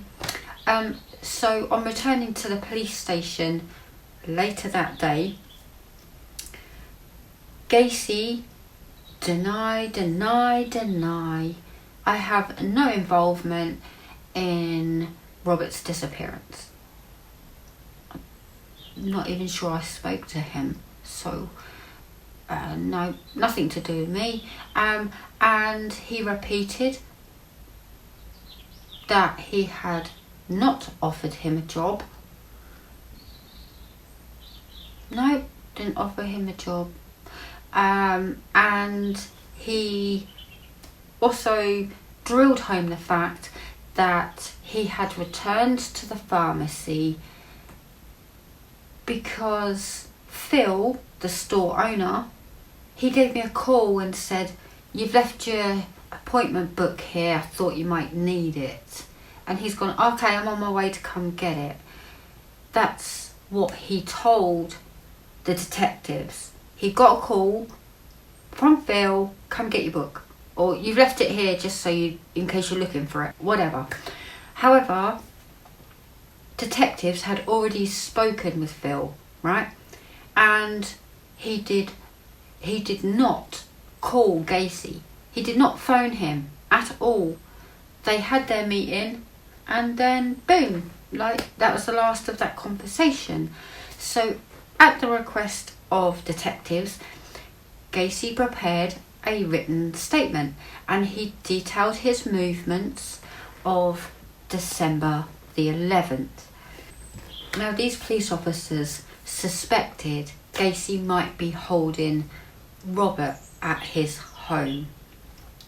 So Des Plaines police, they obtained a search warrant on December the 13th.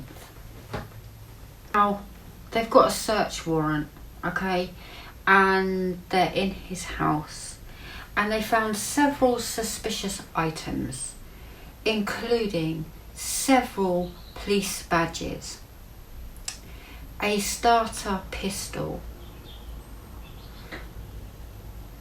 a syringe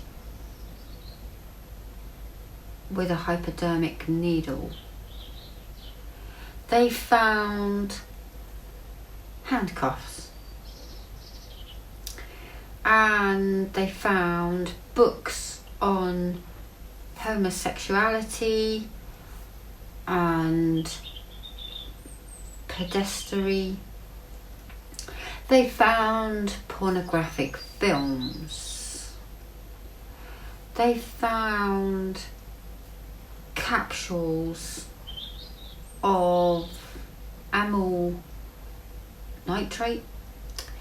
They found a dildo. They found 2x4 with 2 holes drilled into each end.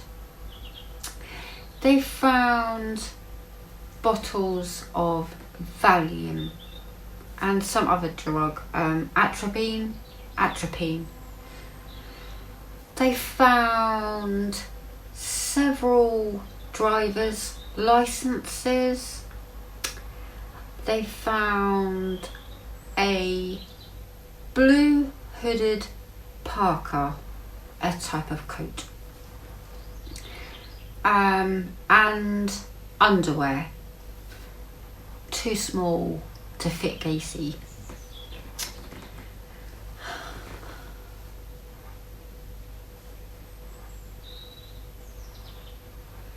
They also found a class ring, and it was engraved with the initials JAS. And they found a Nissan pharmacy photo receipt in a trash can. Alongside a 36-inch, that's 91 centimetres, section of nylon rope. Now, if this did not make the police pay attention, the Des Plaines police confiscated Gacy's Oldsmobile and other PDM work vehicles. Now, surveillance teams, I didn't put their surnames in, but there was Mike and David as one team, and Robert and Ronald as the second team on the surveillance, okay? Now, they monitored Gacy as the investigation is underway. They are following him everywhere.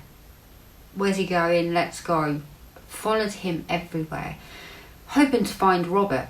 The following day, investigators received a phone call. Hello, my name is Michael Rossi. Now, Michael Rossi informed the investigators of Gregory Godsick's disappearance and the fact another PDM employee, Charles Hatchler, had been found drowned in an Illinois river earlier that year. Now, he didn't know he is a mass murderer. He just went, that's very odd, they're drowned in the river and he's one weird dude. Maybe you should go look at that. On December the 15th, investigators obtained further details of Gacy's battery charge. They learnt, oh my gosh, Jeffrey Rignall, the one who hunted him down to his home address, he had reported that Gacy lured him into his car, then chloroformed, raped and tortured him. My gosh. Before dumping him in Lincoln Park. Now, in an interview with Gacy's former wife the same day, they also learned of the disappearance of John Butkovich. The same day, the class ring was traced to a John Allen Sink. The one with the car, it was his ring. Now, an interview with John Sink's mother revealed several items from her son's apartment were also missing. There was a Motorola television. Just remember that, because it kind of comes in handy later when Gacy's in trouble. By December the 16th, Gacy was becoming friendly. An act, remember? He was becoming friendly with the surveillance detectives. And what he would do is he would regularly go out there and he would invite them to join him for a meal. You know, come get breakfast with me.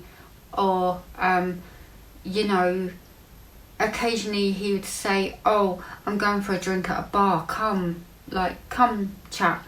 Or he would invite them into his home. Equally, they would invite him in, and they were always, no thank you, no thank you. They never did, okay?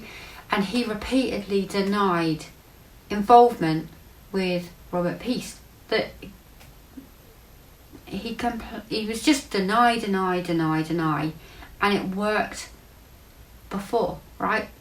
Oh, okay then, we'll drop the case. He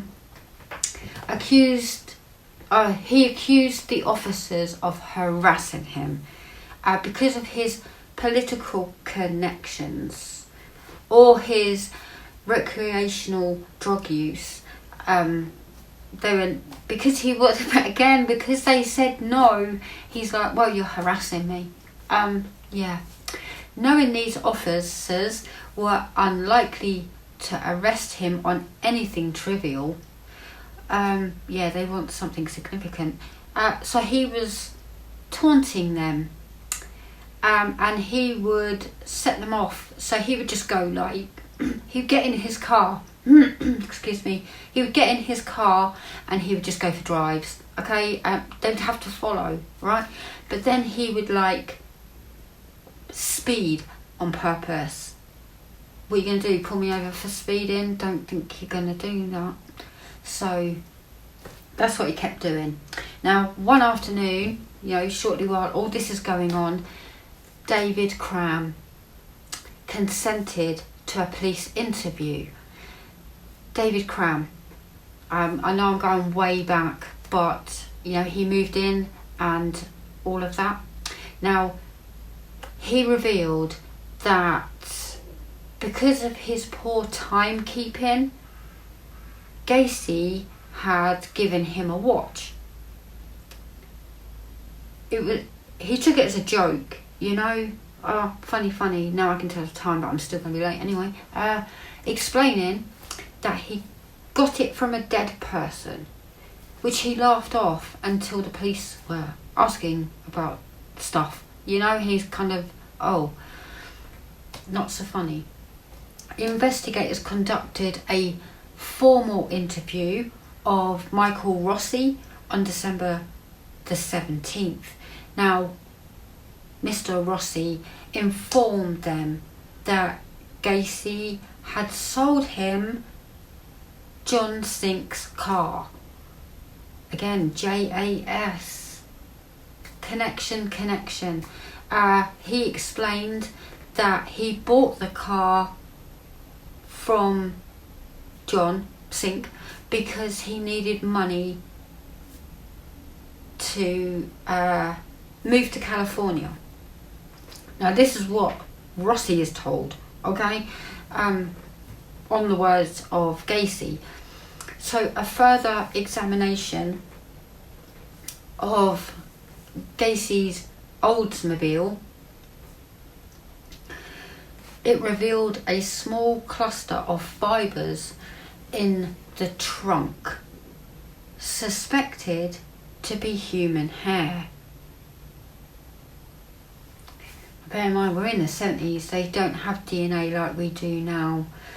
That evening, 3 trained search dogs were used to determine whether Robert from the pharmacy, that Robert, had been present in any of Gacy's vehicles. They're looking for concrete proof now. One dog laid on the passenger seat of Gacy's Oldsmobile, and the dog handler informed investigators that was a death reaction, indicating Robert's body had been present and now he's deceased. Okay, so that's what the dog's telling them, and that's what the handler's telling them. So that evening, Gacy invited detectives Mike and David, Team 1, to a restaurant for a meal. Now, these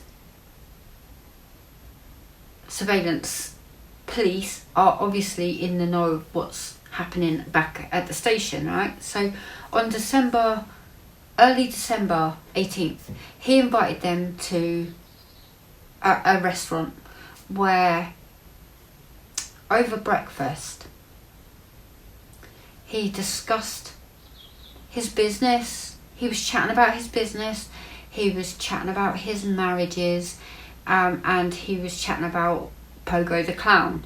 You know, he was filling them in on different things.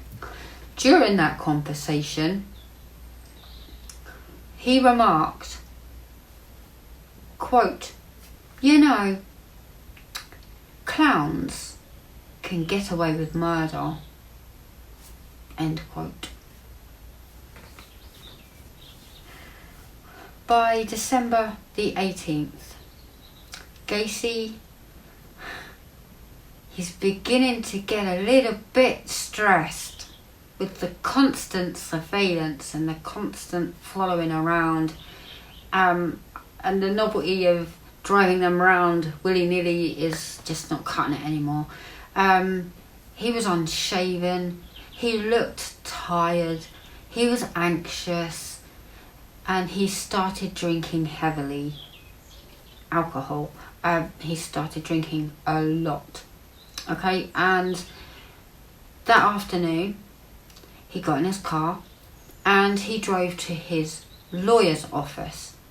Now, what he was doing was he was preparing a $750,000 civil suit against the local police. Really? he was demanding that they cease their surveillance. It was getting, I say getting to him. He can't go picking up boys. He can't do anything, that he normally does. So that same day, the Nissan pharmacy photo receipt found in Gacy's kitchen. This was traced to 17-year-old Kimberly Byers, and she worked at the pharmacy, and she was a colleague of Robert. Again, all in the pharmacy.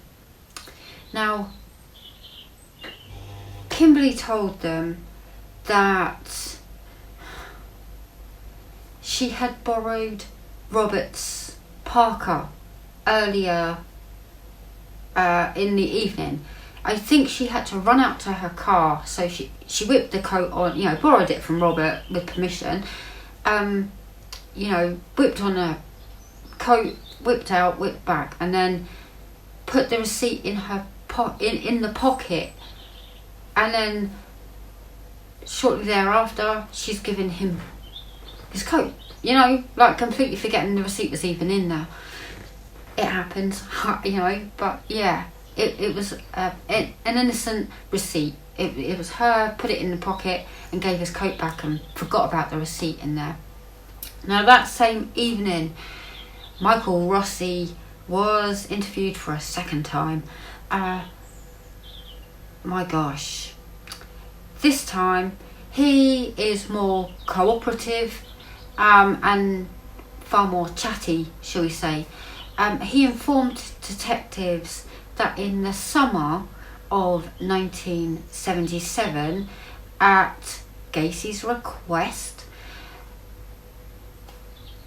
he had spread 10 bags of lime in the crawl space of Gacy's house. Now, true crime buffs, you will know lime will help deteriorate the body a lot faster. 10 bags. On December the 19th, investigators began compiling evidence for a second search warrant for Gacy's house. Now, they are now speeding because they know about the civil lawsuit. Now it's literally a race against time. Who can get in there first, So that same day, Gacy's lawyers, they filed this civil lawsuit against the Des Plaines police. Literally, who can get their warrants there first, basically. Now, the hearing for the suit was scheduled for December 22nd. Worth remembering, December 22nd is the deadline for the police before they have to cease surveillance on Gacy. Now, that afternoon, Gacy invited the surveillance detectives inside his house. Like, come in, have a cuppa, or probably an alcoholic beverage knowing him, but come in, right? And they did, because now it's a race against time. They went in the house, and one distracted Gacy, they were chatting away and everything else, and then another detective walked into Gacy's bedroom. They're not allowed to search, but it was unsuccessful. They were trying to write down the serial number for the Motorola TV that he had in his room. Now, remember, that went missing from John Sink. They believed it belonged to him, but they couldn't write down the number on it or something. So he's pretended to go to the toilet. So he's flushed the toilet. Okay, he's just flushed it to say, "Oh, I'm all done." And the officer noticed a smell. And once you've smelt it, you never ever forget it. Apparently. I've never been there, but yeah. He smelt dead bodies. He could smell it. The officers who had searched Gacy's house previously didn't notice it. And why would they? They don't just go around flushing toilets, do they? They're looking for like hardcore evidence. But that happened. Can you imagine? Oh my gosh. So investigators interviewed both David Cram and Michael Rossi on December 20th. Separate rooms and everything else. When questioned as to where he believed Gacy had concealed Robert's body, Michael replied, Gacy may have placed the body in the crawl space. What crawl space? Did anyone know about crawl space? Nope. Rossi agreed to submit to a polygraph test. Now he denied, and I tend to believe him, he denied any involvement in Robert's disappearance or any knowledge of his whereabouts. He soon refused to continue the questioning, and Rossi's erratic and inconsistent responses, while attached to the polygraph machine, was unable to render a definitive opinion as to his truthfulness. Rossi did, however, further discuss the trench digging that he did in the crawl space, and he remarked on Gacy's insistence that he did not deviate where he was instructed to dig. David Cram also informed investigators of Gacy's attempts to rape him in 1976. When asked whether he had been to the crawl space, David Cram replied he had once been asked by Gacy to spread lime down there and also dug the trenches. Of course, Gacy, it's for drainage. We're going to put drainage pipes down there, is what he was telling them. But Rossi was putting 10 bags of lime down there. Now David's doing more lime. David stated these trenches were 2 feet wide by 6 feet long and 2 feet deep. That's the exact size of a grave. December 20th, Gacy drives to his lawyer's office. They have a meeting, okay? Apparently to discuss the progress of the civil suit that they put out there. But Gacy turned up. He was anxious, he was dishevelled, and he sat down and said, I need a drink. To the lawyer, I might add. Alcoholic drink. Now his name is Sam Amarante. Now normally no, but he looked like he needed it, so he whipped off and he fetched a bottle of Seagram's whiskey. Gacy immediately drank 2 cups, like whoosh, knocked it back. And Sam, by this stage, dubious of Gacy's claims of innocence, he's sitting there thinking, you're not acting like an innocent man. Yeah. So he then asked, what did you want to discuss? Like, what you doing here? Like, what do you want to discuss? And he placed a copy of the Daily Herald on his desk. Okay? Newspaper. And he stated, you said you had something new you wanted to tell me. The lawyer to Gacy, this is. Something important.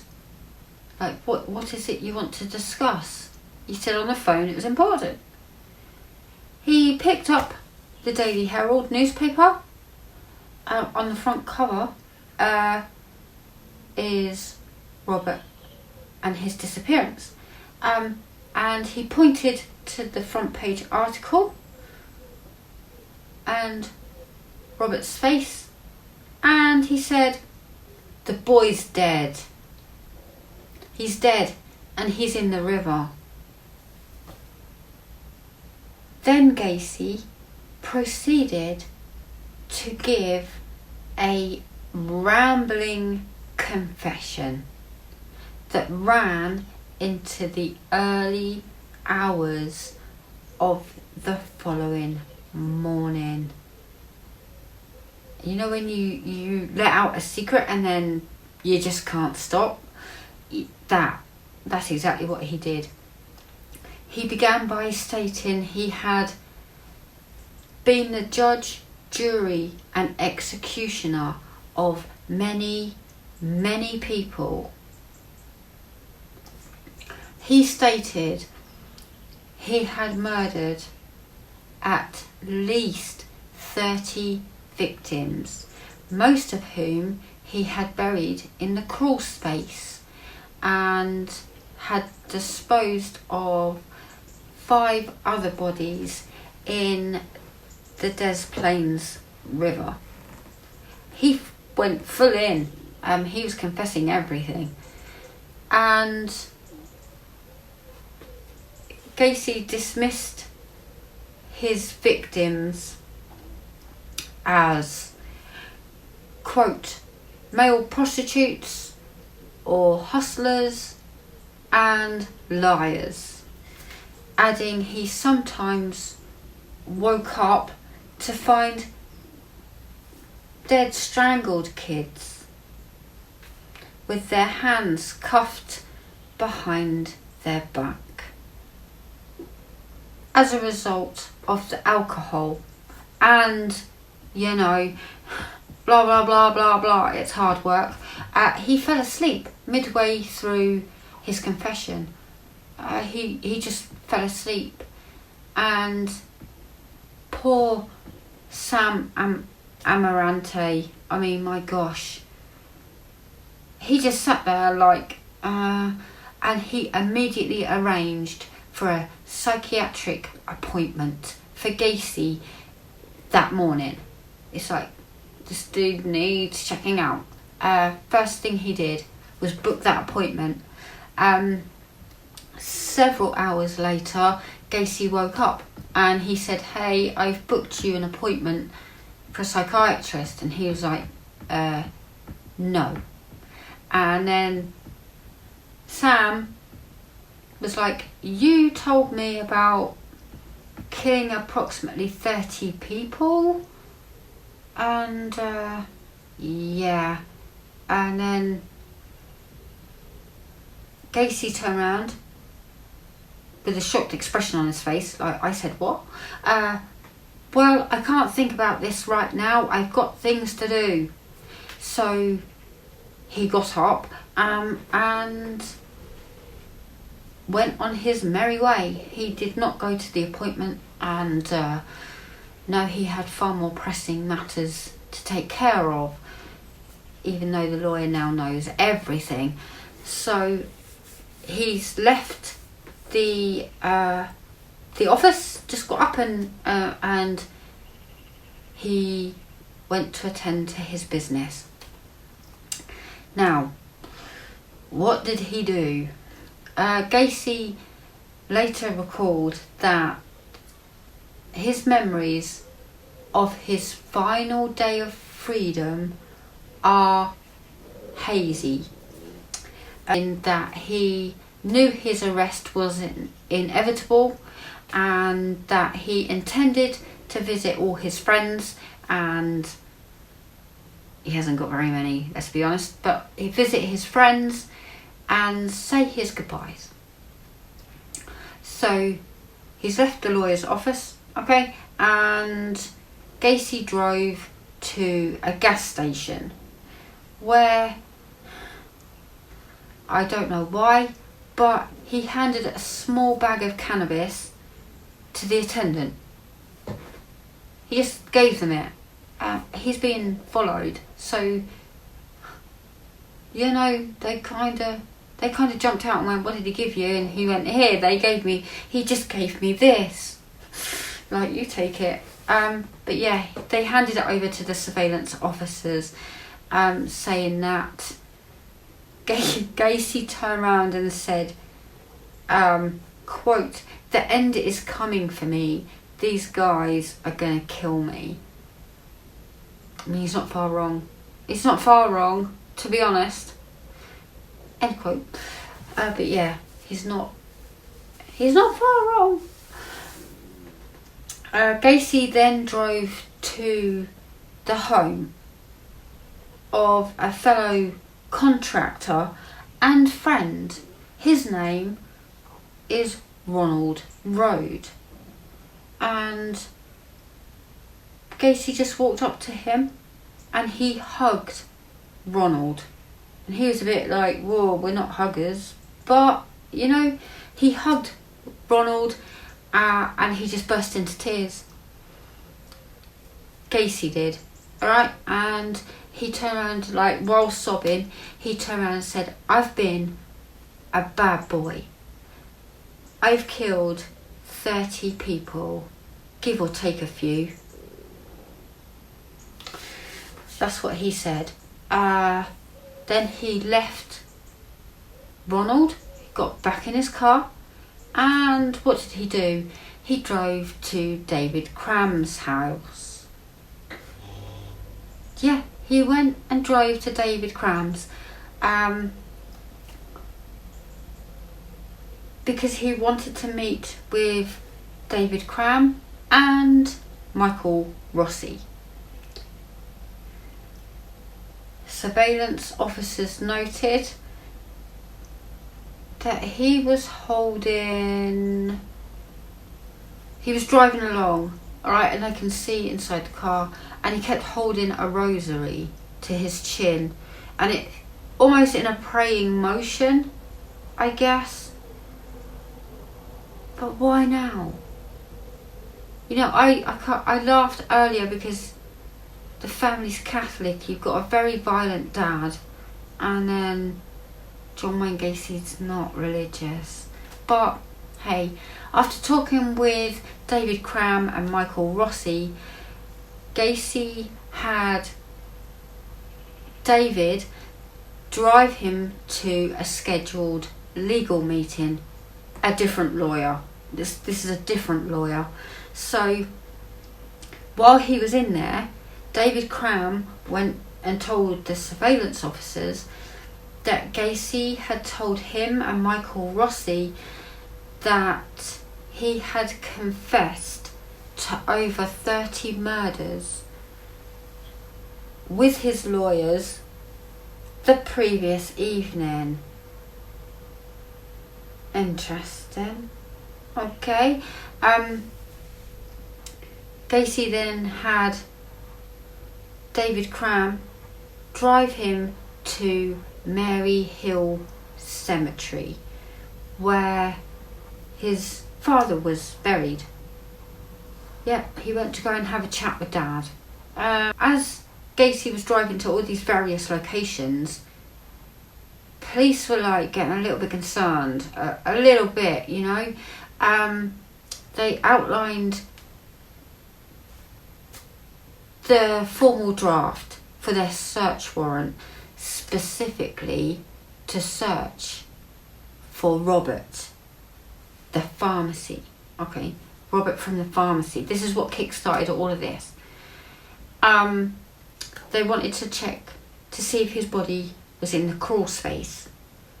Now, on hearing from the surveillance detectives that Gacy is acting a little bit weird, he's going around and he's saying his goodbyes and making all of these confessions, just absolutely erratic behaviour.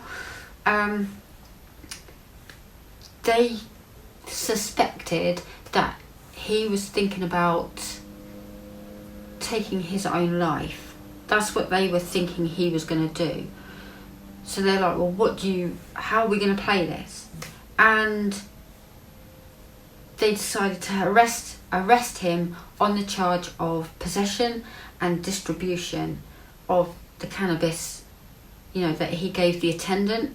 They were just going to use that just to hold him in custody so that he couldn't end his own life.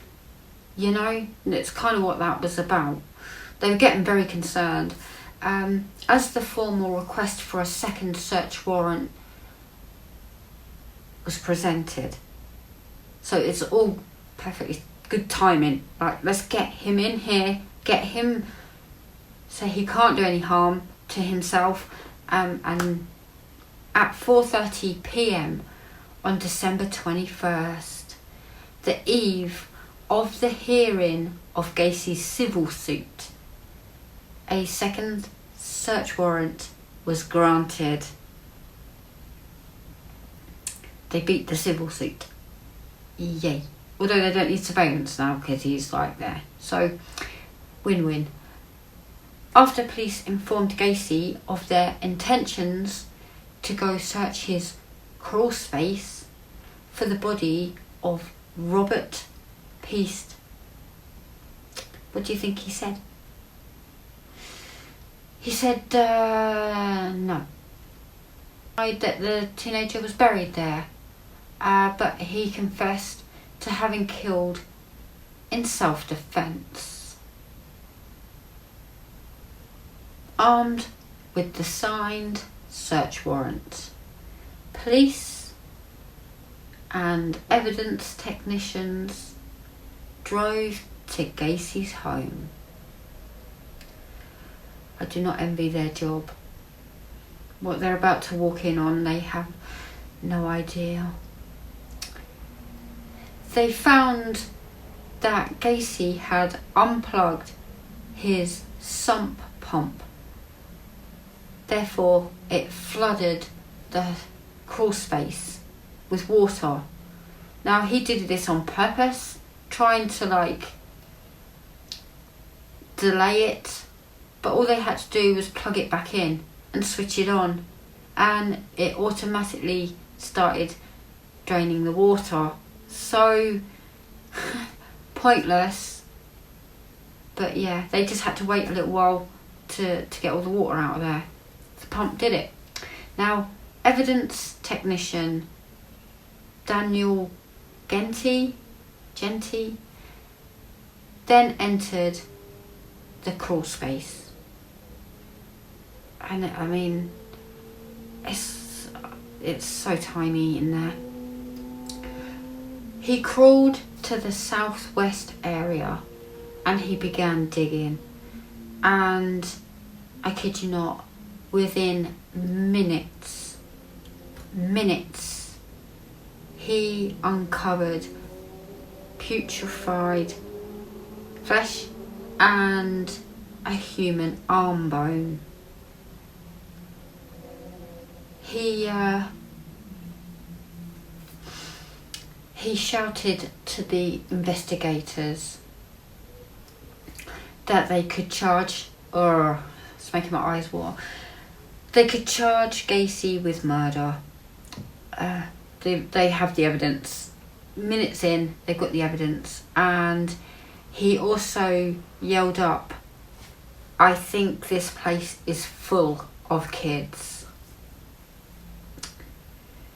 Oh my gosh. A police photographer uncovered a patella bone in the northeast corner. They've taken different corners and they're working in. The two then began digging in the southeast corner. They uncovered 2 lower leg bones in the crawl space. Oh my gosh. The victims they were coming across were too decomposed to be Robert. Now they're working out that he was doubling them up. You know, because you're like, hang on. Like, it must have been really difficult.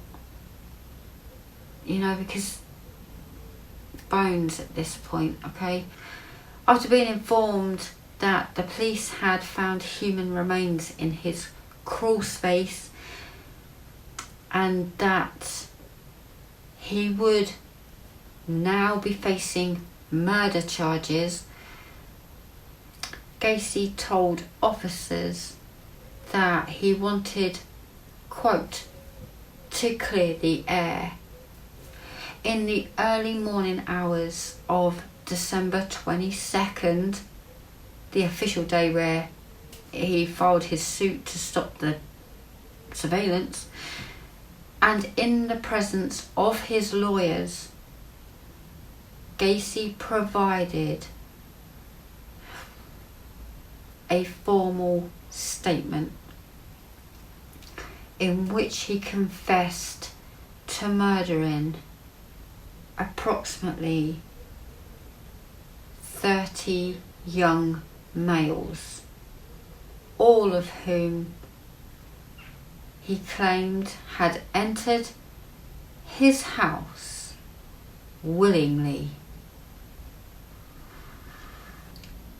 Some victims were referred to by name, but Gacy claimed not to know or remember most of their names. He claimed all were teenage male runaways or male prostitutes. I kind of feel like he's victim blaming. The majority of whom he had buried in his crawl space. Gacy claimed to have dug only 5 of the graves in this location so that he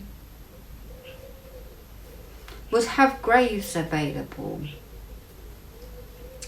When shown a driver's license issued to a Robert Haston, which had been found on his property, Gacy said, I don't know him, but admitted that this license, my gosh, he did admit that this had been in the possession of one of his victims.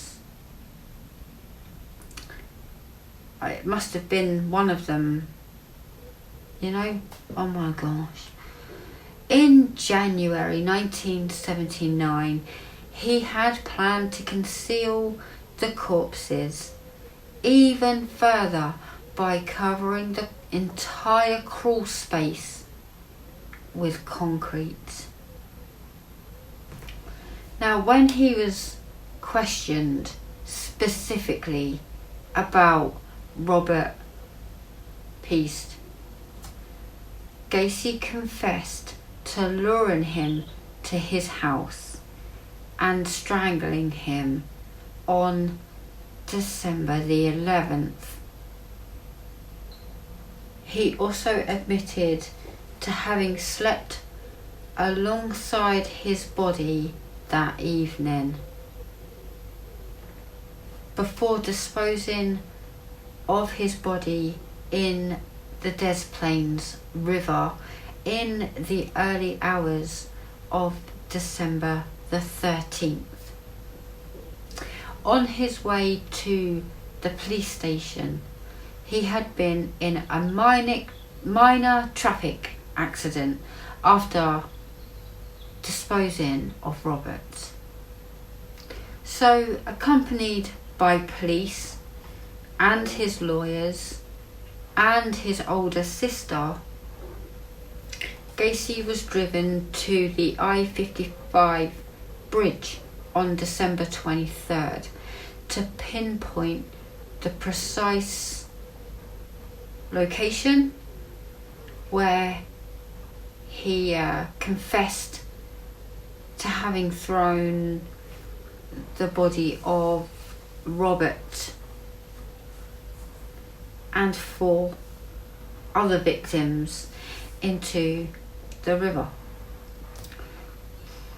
To assist officers in their search, Gacy drew a rough diagram of his basement to indicate where their bodies were.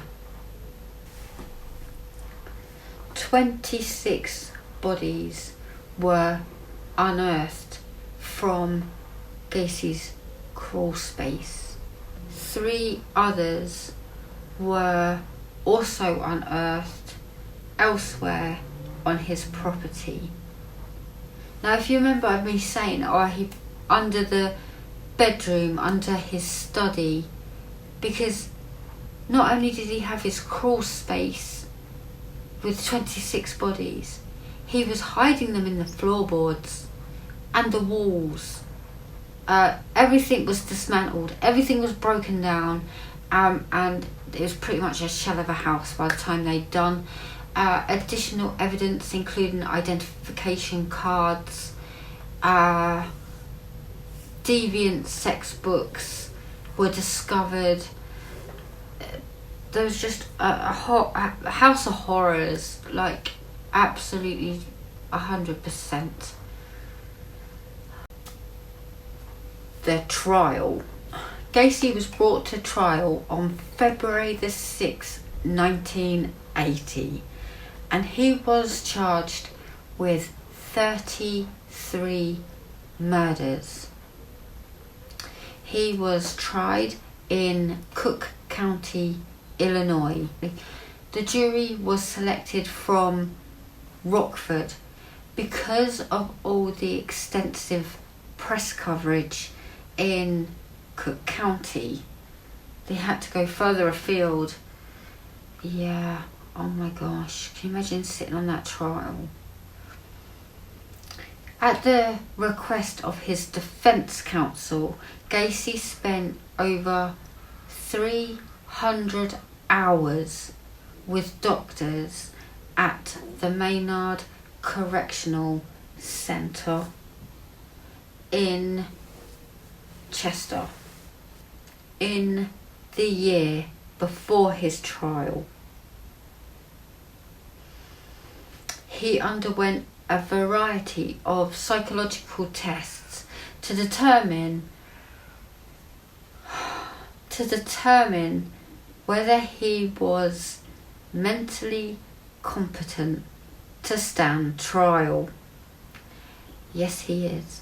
I can tell you now. Yes, he is. Gacy attempted to convince the doctors and, specialists of their field, tried to convince them that he had multiple personality disorder.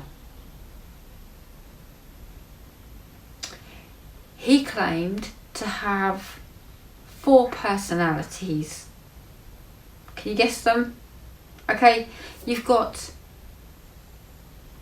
the hard-working, civic-minded contractor, personality number 1. The nice guy, okay. The clown, the active politician, and a policeman, and his name was Jack Hanley, whom he referred to as Bad Jack. Yep. Just, when Gacy had confessed to police, he claimed to be relaying the crimes of Jack. Jack did it all. Yeah, Jack detested homosexuality, and he viewed male prostitutes as, quote, weak, stupid and degraded scum, end quote. His words. Jack's words, of course. His lawyers opted to have Gacy plead not guilty by reason of insanity. Now, in his opening statement, one of Gacy's defense attorneys, Robert Motter, presenting Gacy as a Jekyll and Hyde character. That was their game plan. The defense produced several psychiatric experts who had examined Gacy. 3 testified they found him to be a paranoid schizophrenic with multiple personalities. Now, the prosecutors argued that Gacy was sane and in full control of his actions. They produced several witnesses to testify to his premeditation, because it does take planning, and the efforts he took to escape detection. All takes planning.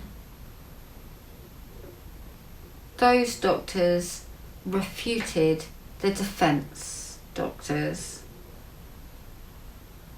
Yeah, they're kind of saying no. There's no multiple personality disorder. Absolutely not. And he's completely sane. Yeah. Now, David Cram and Michael Rossi both testified that Gacy had made them dig drainage trenches, believing that's what they were. They also spread bags of lime in his crawl space. Both said that Gacy looked periodically at the crawl space to ensure that they and other employees that were doing this, that they were supervised and they did not deviate from the precise locations he had marked out. On February the 18th, Robert Steen testified that all the bodies recovered from Gacy's property were markedly decomposed and putrefied, skeletized remains, and that all the autopsies he performed, 13 victims had died of asphyxiation. 6 of ligature strangulation. That's when you have like a stick or something to tighten it for you.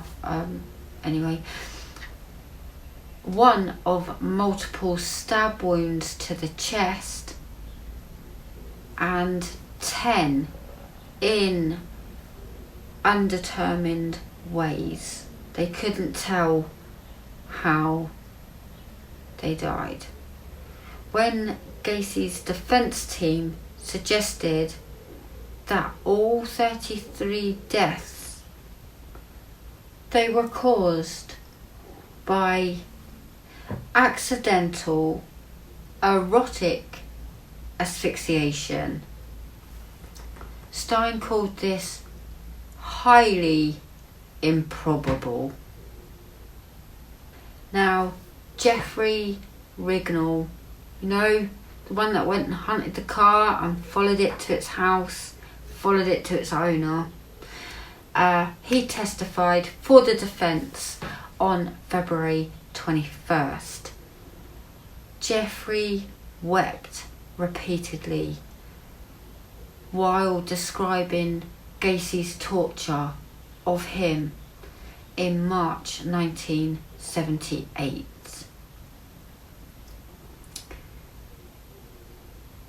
During specific cross-examination relating to the torture, Jeffrey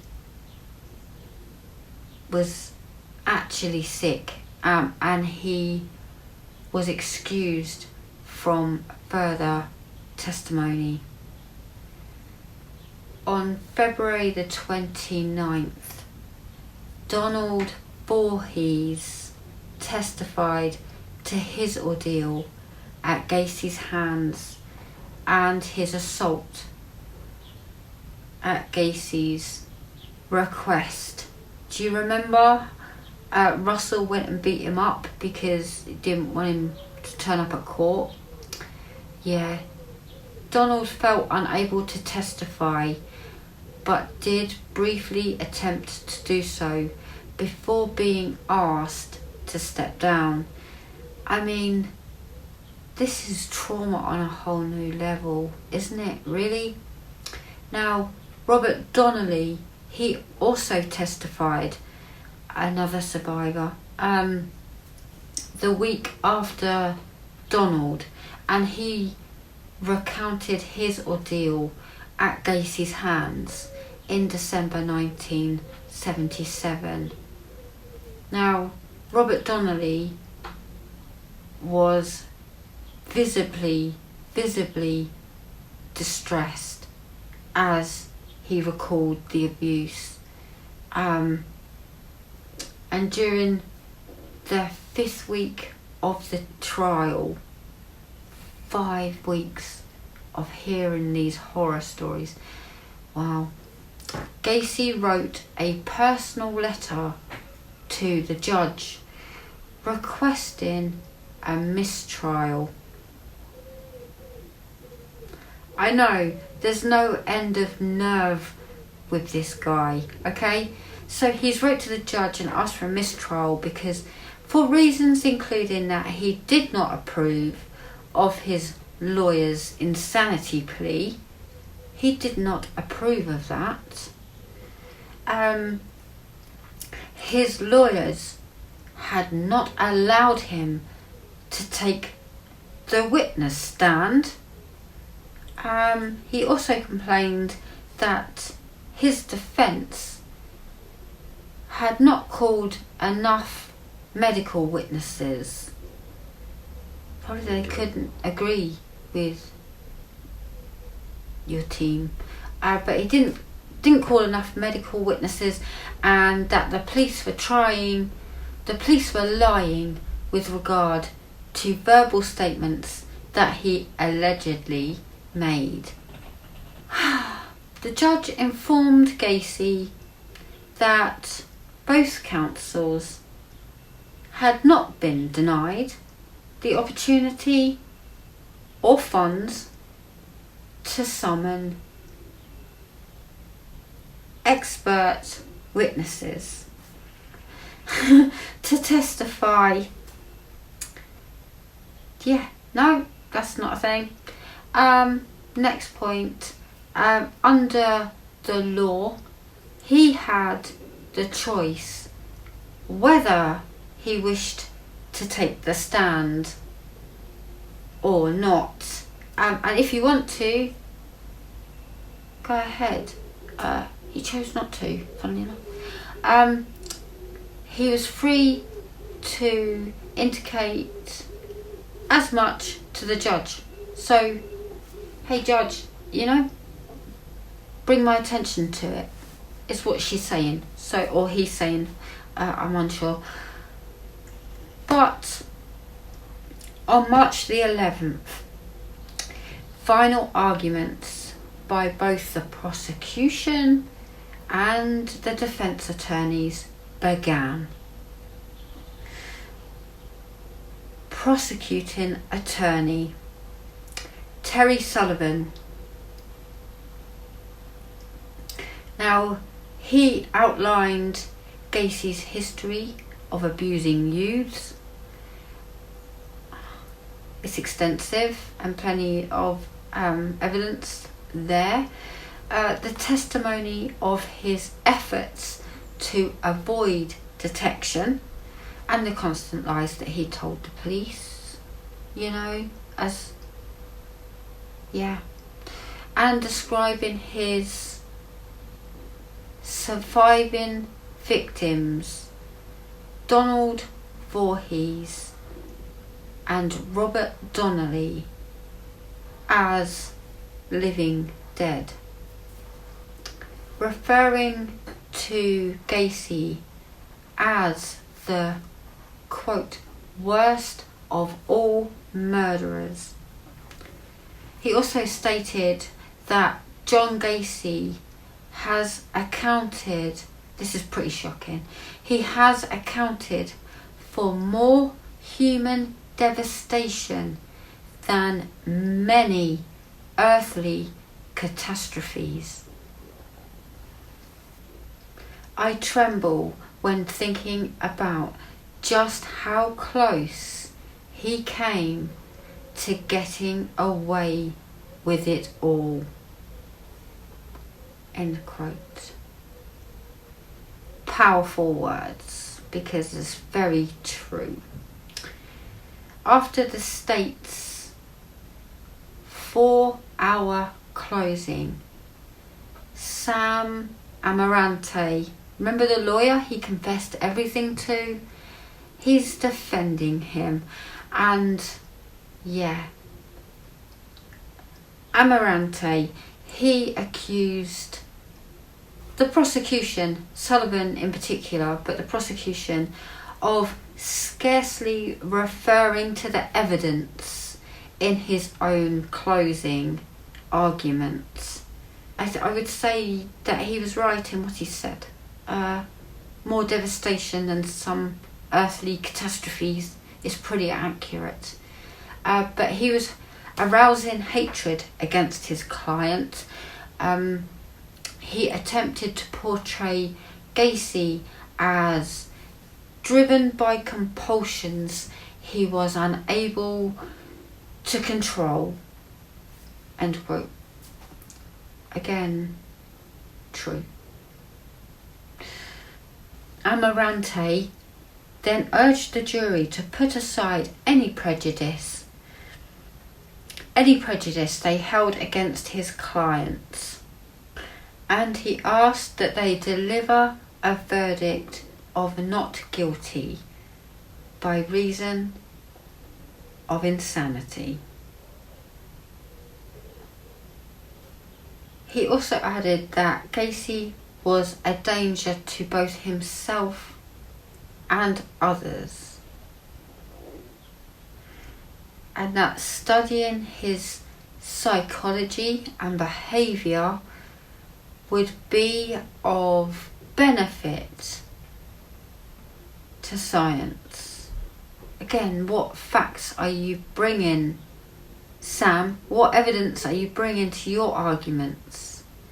Now, On the morning of March 12th, William Kunkel continued to argue for the prosecution. Kunkel referred to the defence's contention of insanity as a sham, arguing that the facts of the case demonstrated Gacy's ability to think logically and control his actions. Kunkel also referred to the testimony of one of the doctors who had examined Gacy in 1968. Bear in mind, this is 1980 now, right, at this point. And they had concluded that he was an antisocial personality, stating, had the recommendations of this doctor been heeded, Gacy would not have been freed, which is what I said too. He was supposed to do 10 years. He done 18 months. At this close of his argument, Kunkel removed photos of Gacy's 22 identified victims. Photos from a display board and asked the jury not to show sympathy for these victims. Show justice. The jury deliberated for 1 hour and 50 minutes. Less time than I've spent on this video. Just saying. Gacy was found guilty. All 33 charges of murder. He was also found guilty of sexual assault and taking indecent liberties with a child. They were both in reference to Robert Peast. At the time, his conviction for 33 murders was the most for which any person in the US history had been convicted. In the sentencing phase of the trial, the jury deliberated for more than 2 hours before sentencing John Wayne Gacy to death for each murder. His execution was set for June the 2nd, 1980. Pretty prompt from, it's all in the same year of 1980. That was pretty prompt. He remained on death row for 14 years. Didn't go through isolated in his prison cell, Gacy began to paint. Artwork, right? August artwork. The love of art. He drew inspiration from a wide range of sources for his artwork, depicting subjects as diverse as clowns, So basically he drew pogo. It is what I'm telling you. He drew pogo or patches. He did different things. He was doing Christ. He did birds, skulls, his own home, because that wasn't weird. Reliving it. He's reliving it. Gacy's paintings have been displayed at expeditions, which is outrageous, and they have sold at auction, which is outrageous. Now, obviously, when I went to Google this, I came across a website and thousands of dollars. What? After his incarceration, Gacy read law books and filed a ton of motions and appeals, although he did not prevail in any. He's basically making all of these excuses still, and I don't blame him, because when he's making excuses and lying through his teeth, he gets away with everything, so he thinks he's going to do it again. Now, he contended that he had some knowledge of the 5 murders. Timothy McCoy, John Botkovich, I'm trying to remember names now, I'm sorry.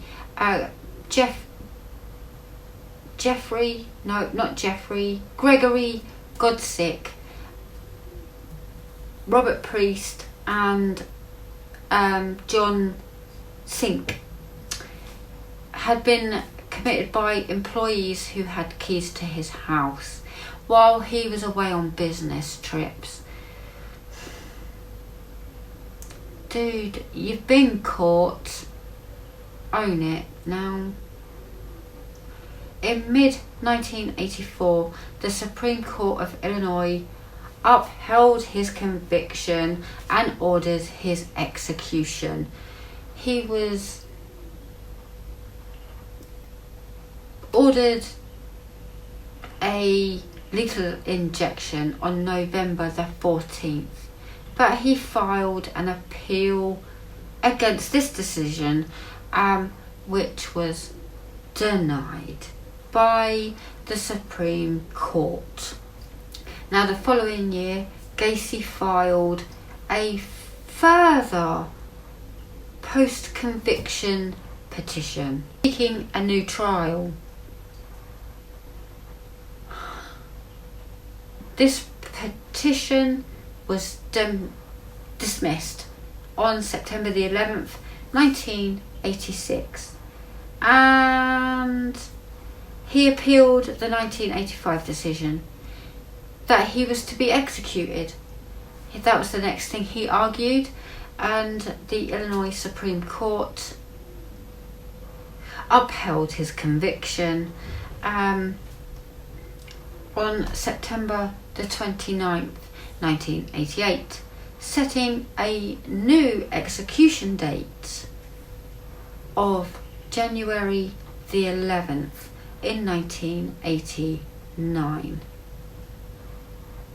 January the 11th, 1989, after the US Supreme Court denied Gacy's final appeal in October 1993. The Illinois Supreme Court formally set an execution date for May 10th, 1994. On the morning of May the 9th, 1994, Gacy was transferred to Stateville Correctional Center to be executed. Now, even this doesn't go to plan, you know? That afternoon, he was allowed a private picnic on the prison grounds with his family. For his last meal, Gacy ordered, I don't believe this, but he actually ordered a bucket of KFC. The dude ran 3 restaurants once. French fries, a dozen fried shrimp, fresh strawberries, and a Diet Coke. That's what he chose to have. That evening, he received the last rites from a Catholic priest before being escorted to the Stateville execution chamber. In the hours leading up to Gacy's execution, a crowd estimated at over 1,000 gathered outside the correctional centre. A vocal majority were in favour of the execution, although a small number of anti-death penalty protesters were also present. And yeah, I guess I'm not sure I 100% agree with this, but when it comes to John Wayne Gacy, people like this deserve the death penalty. At 12:40 a.m, the procedure to administer the lethal injection began. 12:40 a.m. He did like the early hours, it's kind of ironic. Although the chemicals used in the execution solidified unexpectedly, clogging the IV tube. So don't worry, they were all replaced. They unclogged the tube and the execution resumed. The entire procedure just took 18 minutes. The problem was on the prison officials' inexperience at conducting an execution, and this error apparently led to Illinois adopting an alternative method of lethal injection. So they've changed it to how Gacy went. One prosecutor at Gacy's trial, William Conkle, powerful words from Conkle, okay? He got a much easier death than any of his victims. According to now reports, Gacy was a diagnosed psychopath who did not express any remorse for his crimes, not an ounce. His final statement to his lawyer before his execution: killing him would not compensate for the loss of others, and that the state was murdering him. Okay, so we're back to night time again. Sorry, I have been recording this video for a long time, and you can see all the different daytime coming in and all of that. Okay, so my summing up very quickly, because this video has been very long. Now, Sam Amarante, who was John Wayne Gacy's defense lawyer, I think this case sat with him. He went on to do absolutely amazing work. Now, in Gacy's crime spree days, the 70s, if a parent went to the police to report their child missing or their adolescent, you had to wait 72 hours And we all know now, in this day and age, we all know now the first, 48 hours are the most crucial. So waiting 72 hours, and even going back to poor Robert Priest, his mum was sitting in the car park waiting for her son. And by the time she decided to go report it, sadly, Gacy had murdered him. So Sam Amarante, he ended up forming a new national network. It just transpired, all because of the work he put into this. He said, take away the 72 hold. We need to find these children now. And it became known as the Amber Alert. And it's all because of this guy. He started in Illinois, and then other states quickly adapted the whole thing, and then there was a whole network formed, websites and whatnot, all because of Sam Amarante. So hats off to you. We wasn't pleased that you were defending Gacy, but someone had to, right? He has the right to a fair trial in the eyes of the law. Public opinion, maybe not so much. But another thing that I picked up on, and I don't know if it's a common thing, but I picked up on doing all of this research and doing all of the background, and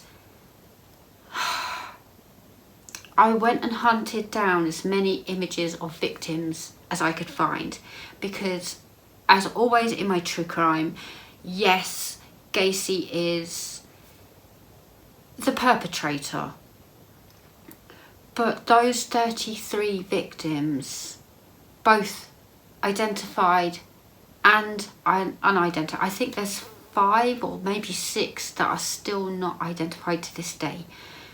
But my heart goes out to all of the family members and all. John Wayne Gacy caused so much devastation to so many people.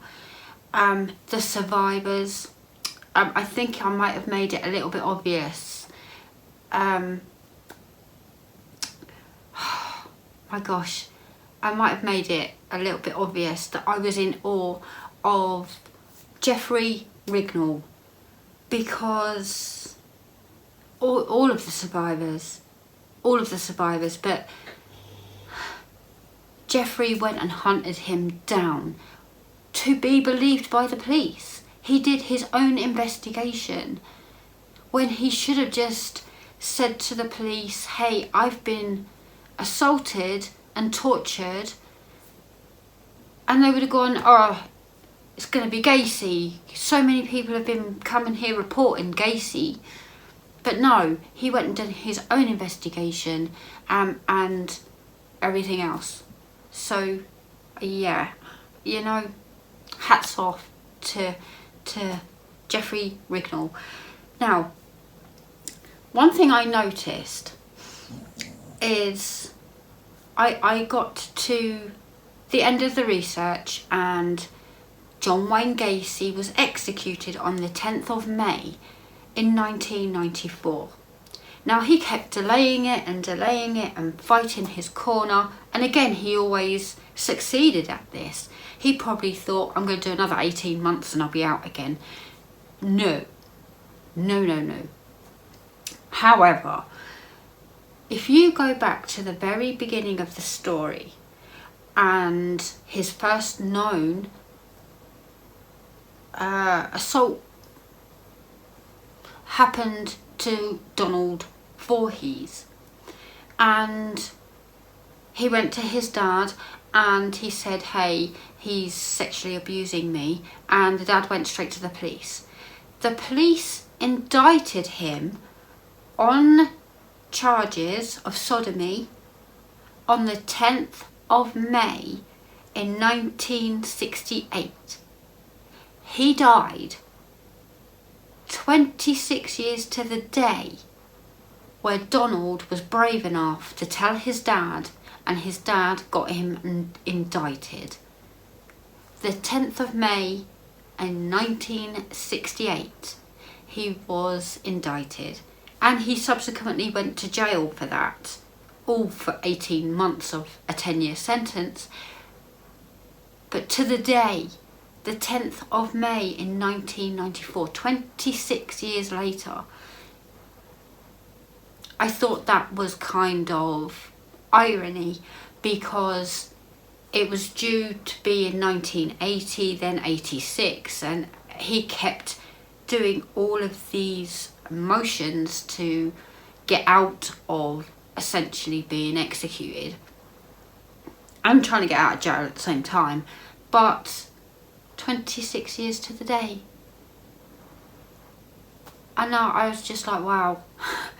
The date stuck with me, and I went back to the very beginning and pieced it together. 26 years to the day, and he was executed. But there you go. Again, a special homage to the victims, all victims and survivors of this horrible, disgusting man. Despicable human being. I use that term all the time, but there you go. Thank you if you've made it to the end of this video. I mean, wow, I think I'm over 4 hours. 4 hours into this, but I appreciate you. And yeah, I hunted down all of the victims one by one to put their images up here, and I want to pay a special homage to the victims. I always do, and a special homage to all of the victims, and I will put them on my outro, because so many lives this guy damaged, you know. Okay, thank you for joining me. Please stay safe out there, and I will see you next week for a much shorter true crime. Toodaloo.